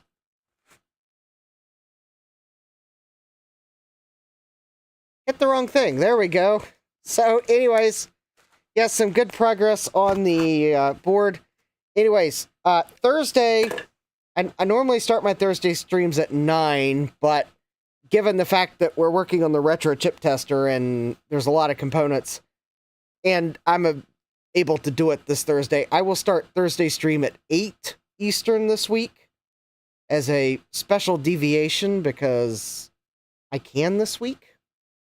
So that way we'll have a little bit of extra time to install components, and we'll try to get this tackled Thursday stream, and if I don't finish it Thursday stream, I don't know. It will depend on how much I have left as to whether I will do another stream on my channel or if I might just finish the rest on Dave's stream on Sunday. It depends on how much is left. If I've got enough to consume a stream. If I'm like down to like 1 or 2 things, I may just do it on Dave's stream. But if I got enough to fill part of a stream next week, we may continue it. But anyways, we'll see how far we get on Thursday. So for now, I will leave my workbench. You better believe I'm going to leave my workbench pretty much exactly as it is right now. So Thursday when we pick up, that's probably the mess you'll see. In fact, I probably won't even change the zoom on the camcorder for the table cam. Because my camcorder will remember it. So anyways, don't forget to smash that like button if you like it when I do builds for troubleshooting aids for the channel. Don't forget to subscribe and turn on notifications so you know when I go live next. Normally it's 8 p.m. Eastern Tuesdays and 9 p.m. Eastern Thursdays, but this week I can do 8 p.m. So we'll have an extra hour this week. And then hopefully next week, once I get the retro chip tester put together, I would like to tackle some April Apples related streams. So having the chip tester will be valuable potentially for some of those April Apples streams. With that though, I'm going to wish you all a great rest of your... Yeah, we'll have to have a chip testing stream. Yes, that too. Anyways, oh, hi Justin, welcome. And yeah, welcome to say I'm concluding. So yep, hope to see you Sunday, Dave. Anyways, with that, I wish you all a great rest of your day. Glad you could hang out with me, be cool in the chat, put up with me, even see a couple eBay potential regrets. So have a great rest of your day. Take care, and God bless. Computerized Start is brought to you by my awesome patrons on Patreon and by your tips and memberships on Ko-fi. These and other channel supporters make my live streams possible. You too can become a channel supporter with tiers starting at just $1. Don't forget to smash that like button. And if you've liked what you've seen, subscribe and turn on notifications so that you don't miss the next video or live stream. And as always, thank you for all your support. I hope to see you next time, and until then, take care!